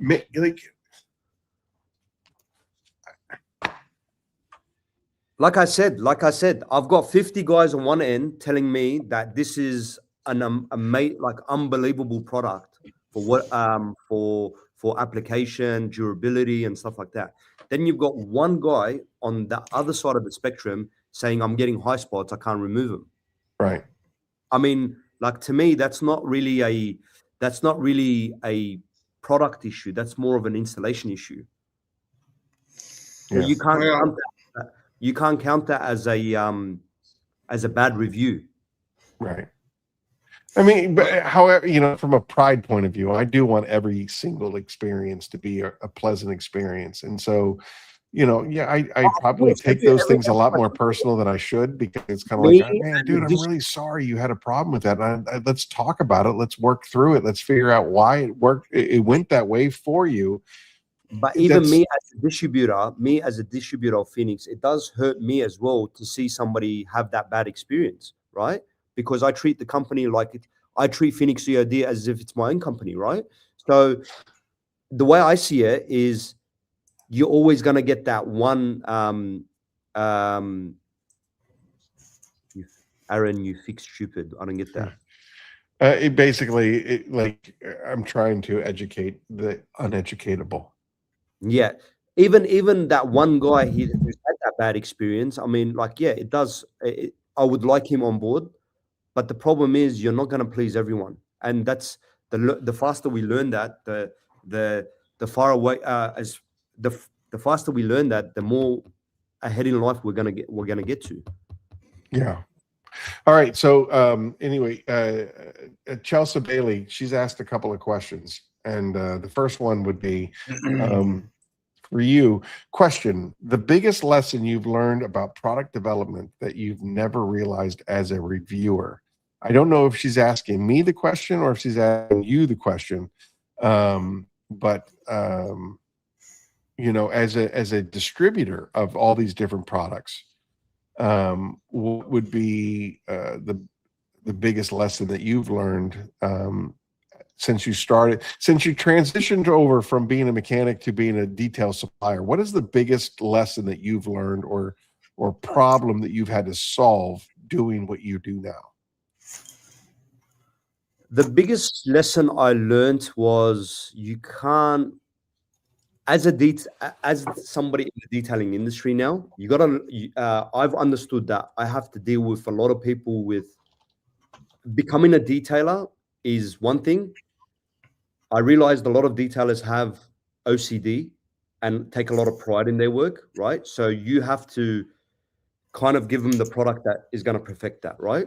Yeah. I learned very, very early on that you can't, and what I just explained, you can't make everyone happy. Unfortunately, that's, for example, on Friday, which was 2 days ago, I had severe migraines. I couldn't go to work. I had about 15 people call me. About 20 people rocked up at the shop, and I couldn't be there to give them the support they needed, right? So 90% of them understood. The other 10% just went haywire. Just went, why were you off work? Why were you not there for us? And unfortunately, you can't make everyone happy. No matter what you do in your life, you just can't make everyone happy. And that's one of the things that I learned. And people, they want it now, they want it now, they want it immediately, and they can't wait. Correct. And I understand some things happen, but I mean, I think in terms of product development, you've never realized as a reviewer. I don't know. That's a tricky one. I think summarize that a little bit more so we can answer it a little bit better. Question: how does Australian harsh climate influence the way you detail vehicles and techniques or products become essential because of it? Australia does have really harsh climates, really harsh, especially in the sense of Australia, where you have 50 to 60 degrees weather climates. They can reach up to scorching hot climates. So what we use here is we use gazebos, especially for the mobile guys. People put up gazebos, kind of detail in the gazebos rather than outside in direct sunlight. And if it's raining, you really can't do much with it. And if you're mobile, and what techniques or products have you become essential to because of it? Products wise, pretty much use everything. Technique wise, like I said, probably the gazebo plays a big factor. Cordless polishers play a big factor. A lot of the guys in the States have water tanks, whereas we use the customer's water. We don't use tanks. You guys have a lot of generators. We don't use generators. We use the customers. We plug into the customer's house, full power, which is better than carrying around the generator. Sure. Yeah, and that's about it. Did you say 50 to 60 degrees Celsius? Yeah. That's 122 to 140 degrees. Correct. Oh my God. And mind you, we have a hole in our ozone. So when we get sunburn, we get really sunburned. Like if I go out into the sun, I will literally become red as a tomato. Holy mackerel! So the next time Matt Ayers from Extra Mile complains about 120-degree Arizona temperature, we can say, "Hey, at least you're not in Australia." Yeah. And the sun here, when it hits you, it really hits you. Like you can feel your skin burning to the point where, I mean, this year we're going to have a very, very hot summer. We've actually been warned because of our weather. No, wait a minute. So 140 is not hot? I mean, to us, that's normal. Oh my. I mean, 40 degree summers sometimes gets normal for us, you know. That's bananas. Oh, So you've got funnel spiders, you've got 7 different versions of deadly snakes, you've got toads that want to kill you, and now you have it's just 140 degrees outside with no ozone. So let me get this straight. If you don't, the spider will kill you if you or the spider don't bake in the sun first. Is that it? Something like that. Put it this way. Okay. So the world's second largest, second most venomous snake lives just down the road to me. Right? And they sunbake in the sun. The good thing about Australian animals is they're not aggressive. When I say aggressive, is they would rather run away than to bite you or to attack you. Right? That's 99% of animals here in Australia, except for the crocodile. Right? The crocodile is a different animal. Well, yeah, it's a dinosaur that's designed to kill you. If a crocodile sees you and you are in its territory, it's taking you.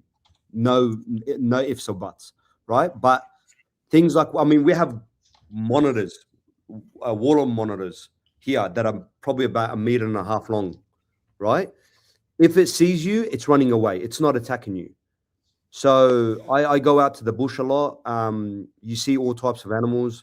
Monitor lizards, snakes, stuff like that. But for example, your rattlesnakes are very aggressive, right? They will go out of their way to bite you.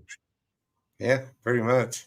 Well, Right? I mean, they do give you the reason why they're called rattlesnakes. I mean, they give you a warning first. You'll hear the rattle, and you're supposed to be like, "Hey, maybe I should pay attention to where I'm stepping and walk backwards."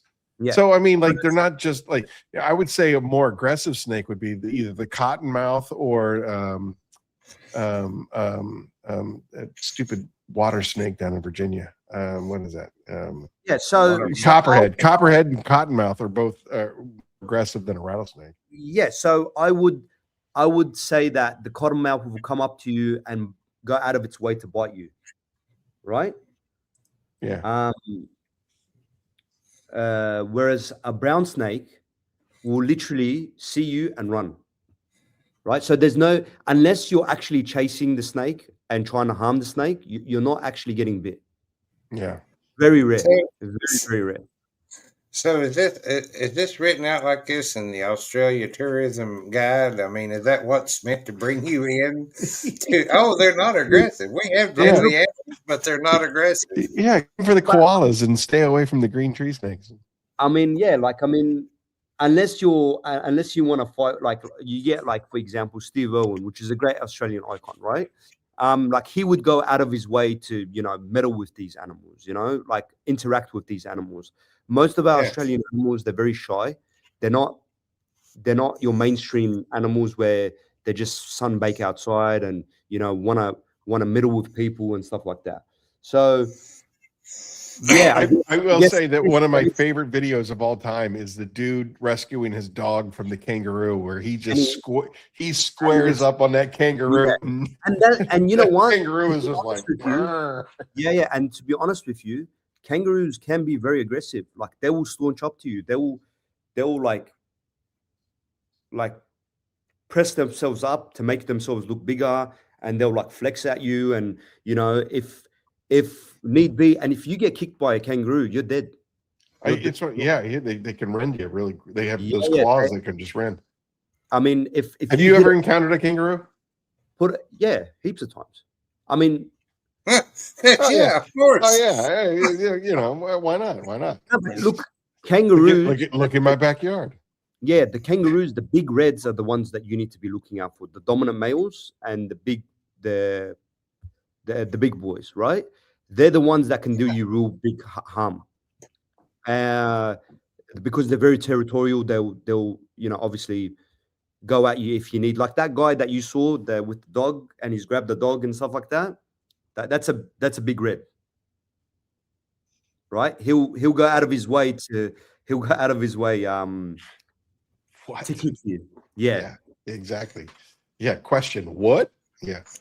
All right. So- Listen, we've been going at this for 3 hours and Yeah, 10 I gotta minutes. know. Hold on, I gotta know. Rick, you got a So- question? So I have occasionally have little black bears in my backyard. I'm not really scared of them, but I'm not gonna fool with them. We have black bears out in the northwest, out west. We have grizzly bears. So what do you have besides? You talk about kangaroos. I was thinking about this question. You don't have bears in You talk Australia. about big red kangaroos. No, I'm what's- like, hell, I'd rather square up against a grizzly bear. We don't have kangaroos. Sorry, we don't have bears in Australia at Yeah. all. Right. The only thing that's close to a bear is probably the koala, right? And they're just high every day. Right? They So just sit there. basically, they're eating just New eucalyptus. Jersey. They're just New Yeah, Jersey every day. We're yeah, just high. We're just- Yeah. They just sit there in the tree, in the eucalyptus tree. They just eat their eucalyptus and they just get high off their heads. And So I just want to address the comment, Dan, old Triple D there. Let me tell you something. Black bears are harmless, my ass. So a couple summers ago, there were 2 cubs in my backyard. Now, I know Mama is around somewhere, okay? I didn't screw with them. So I'm looking, and then I found Mama. She came charging, and I went the other damn way. Mama will tear your ass up. I'm sorry. But a black bear, yeah, they're going to tear your ass up. if you change the subjects to ex-wives, wild animals are tame. That is Yeah, very true. yeah, John, you ain't wrong. You ain't wrong, brother. That is very true.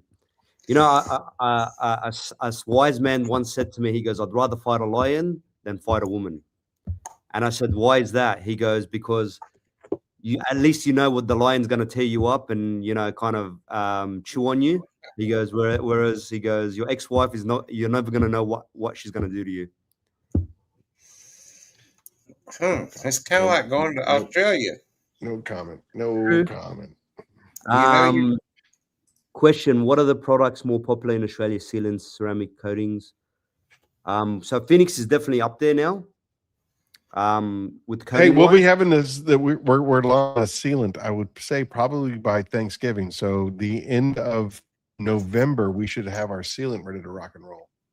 I think we're gonna push Titan and Kronos to be one of the popular ones here in Australia, because we haven't seen a product like Titan here reach the shores ever. I think you have your mainstream products, like, for example, like there is a couple of female detailers here in Australia. There's 1 or 2, very influential, very good detailers.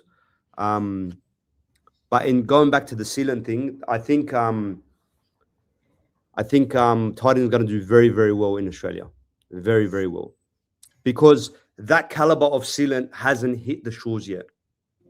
If that makes any sense. Sure. Um, So how is Helios down under? I don't think Helios has been exposed down under. However, I would say as close as we can get to down under exposure, duck pond detailing, she's done a lot of work with it out in the Southern California hot sun, and she loves it in that regards. And so if Australia is experiencing those kind of extreme temperatures, I think Helios will work very, very well in those conditions. So I'm excited. I know that I'm trying to educate people here in Australia, and it's they're very, and this might sound crazy to you guys, but we don't do a lot of, like, for example, Hydra is a waterless wash, right? Sorry, rinseless wash. Rinseless wash. But you can use it as, if you were to use it straight, you could use, if you used it straight, it works as a waterless. So go ahead. Right? One thing that Australians don't know how to do is the main part, the main body of detailers don't really use rinseless and waterless wash, which is a big thing in America, but it's not such a big thing here in Australia. And I'm trying to educate customers more on doing waterless and rinseless more often, rather than bringing out the hose, the pressure washer, the foam gun, doing, contact wash and foam wash and all that kind of stuff is pretty much just using a maintenance plan to use rinseless and waterless.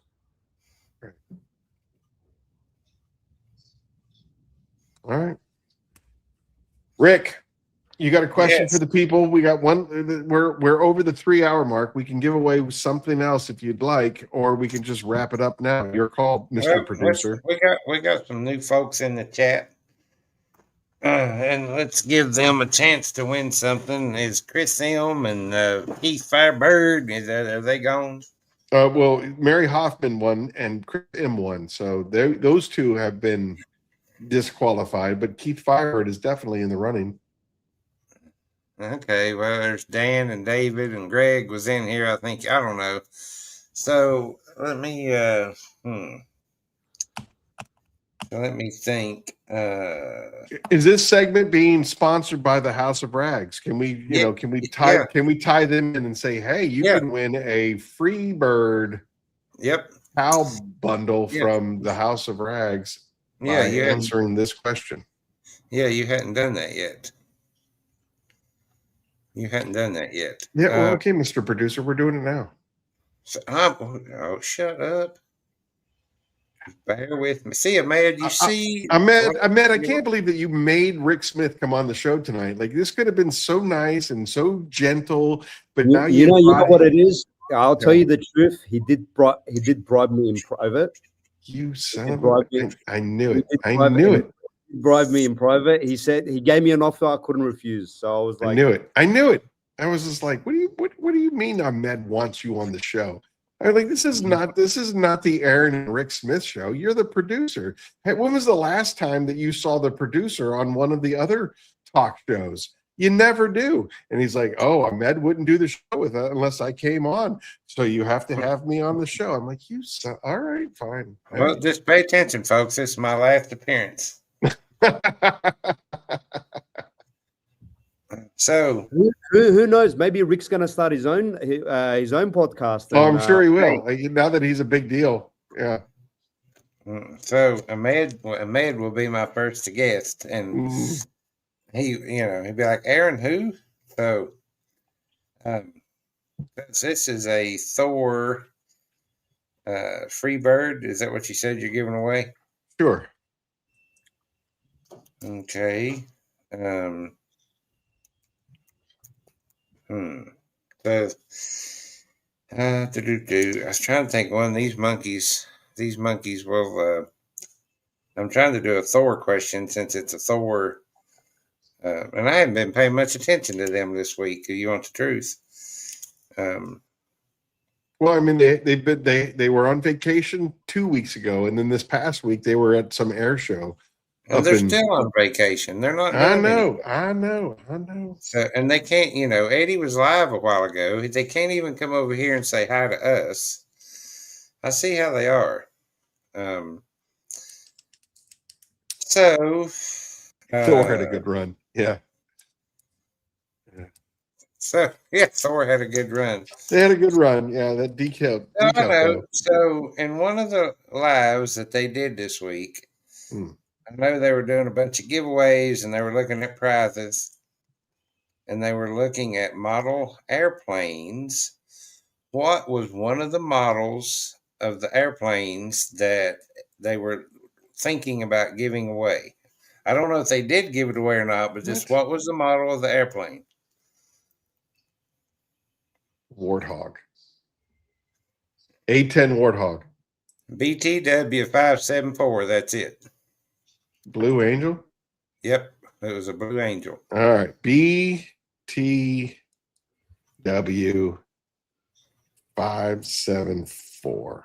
All right. Yep. BTW 574. Make sure that you email me at Aaron Here it is. Aaron at phoenixeod.com for me to make sure that the House of Rags sends you a bundle of the Freebird towels, courtesy of the House of Rags, built on quality.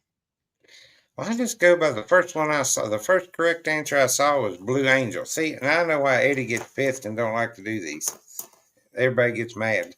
Why? It's pretty forward.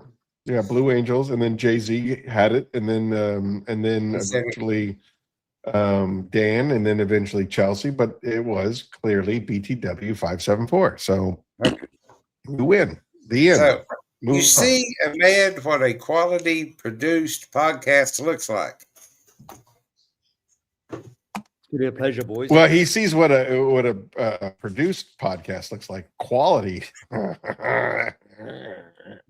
Hey, Ahmed, if people want to get more of you, where can they find you?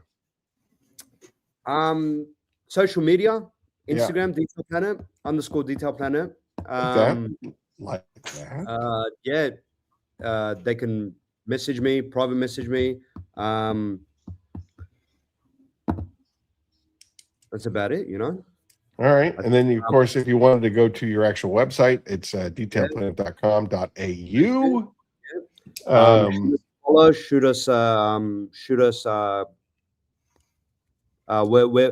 We're hoping maybe we can do a lot of product testing on YouTube, bringing great products to Australia, how they work and stuff like that. They want to subscribe, that'll be great. And yeah, just continue the good work, I guess. All right, brother. Okay, so we are going to get into the final throes of the show. As always, go ahead. Just real quickly, I want to thank Ahmed for coming on. I've got to get off here right quick. I have to go right now. Seriously, you show up late and you leave early. What kind of a producer are you? God damn. The kind that loves Ahmed, then you don't. Oh, Lord in heaven, you're the worst. All right, I guess I'll see you in 2 weeks, Rick Smith. Good luck with your own show, Mr. Come late and leave early. Do you have a show in 2 weeks? Probably. I don't know. Did you line somebody up? It's your job. Yeah, I mean, maybe. It's like the one job you have. Chelsea Rowe, hey Ahmed, do you sell Envy or Evoke products? Now, do you guys have Envy and Evoke products there in the States? I have no idea. I've never heard of either one of them. I've never heard of either one of them. But again, I don't pay attention. So I don't think Invoke. I don't think so. Either. I think that's an Australian company. Envy, I believe so. I believe there is a distributor that has Envy. I think. But I've never tried either one. But anyway, seriously, I have to go. Ahmed, thank you so much for coming on, giving us your time. I appreciate it. It's a pleasure, brother. And we'll catch up. Goodbye, Rick. See you, Knucklehead. Take care. Bye-bye. All right. So going back to the comments, I didn't know that Envy came to the States or Invoke came to the thing. From Invoke will be on the CC podcast this month. Ash and Daniel from Invoke will be on the CC podcast and thing. I've never tested the Invoke products. I don't know how they are. Maybe in the future we might try some products, but haven't really looked into it. It's not in the US. Yeah, Invoke is not. I think it's an Australian brand. I think it's come from Australia. The gentleman here, I think they make it and pass it up here. I've never met them. I hear they're nice guys, but yeah. Definitely. All right, let's wind this down here real fast. Okay, so the Rise from the Ashes Pay It Forward campaign. So you can send any kind of donations that you want to our new warehouse location, which is 4030 Simon Road in Boardman, Ohio, 44512. We accept donations all year round, and it could be anything from used equipment to partially used products, that you just tested and moved on. A lot of influencers donate a lot of products. We help a lot of people with that. You can also go over to our Help Us Ship Hope, our GoFundMe page, which allows us to be able to ship all of the donations to needy people all around the country at the end of the year. Let's see here. If you would like to be a guest on Curmudgeon's Corner, or what we call now the Hangout, the Corner Hangout, and you'd like to interview or you'd like to contact the show, drop us an email at thecorner@phoenixeod.com. Or you can also just pick up the phone and call the Phoenix hotline, which is 609-232-2927. And then, of course, you can always follow us on Instagram at the Curmudgeon's Corner Podcast or Curmudgeon's Corner Pod. And then the really, really, really important stuff to me, suicide prevention. Suicide prevention and crisis counseling resources. If you or someone you know is struggling with suicidal thoughts, seek help from a professional and call 988. 988 is the United States' first nationwide 3-digit mental health crisis hotline. 988 will connect you with trained callers, will connect callers with trained mental health counselors. You can also text HOME to 741-741 in the US and Canada to reach a crisis text hotline. And then, of course, you can always visit the apa.org/topics/crisis-hotlines. It will put you in contact with anything that you may be facing, be it physical, mental, emotional, substance, gambling, whatever problem you are facing. You are not alone. Reach out to somebody. The world is a better place with you in it. Please reach out to somebody. And if you haven't heard from someone that you normally talk to on a regular basis and you haven't heard from them in a while, reach out to them, because as you know, the darkness doesn't allow us to reach out to people. And it's only when you reach out to somebody that we truly get help. And then last but not least, if you enjoyed tonight's show, please subscribe, and most importantly, share with someone that might benefit from hearing this message. On the corner, you are seen, you are heard, and you are loved. And I can't wait to see what 2 weeks holds for us. And I'm hoping that to see you there in 2 weeks. Ahmad, thank you so much for coming. You are a brother to me. I love you. Brother, it was my pleasure. It was an absolute pleasure. I loved the experience we had, and just keep doing good things together and moving forward. I think Phoenix E.O.D is going to be a great hit in Australia. I think we're just getting started. We are just getting started. Yeah. I love you, brother. Brother, you are just setting the world on fire, my man. I'll see you. Thanks. One flame at a time. One flame at a time. All right. All right.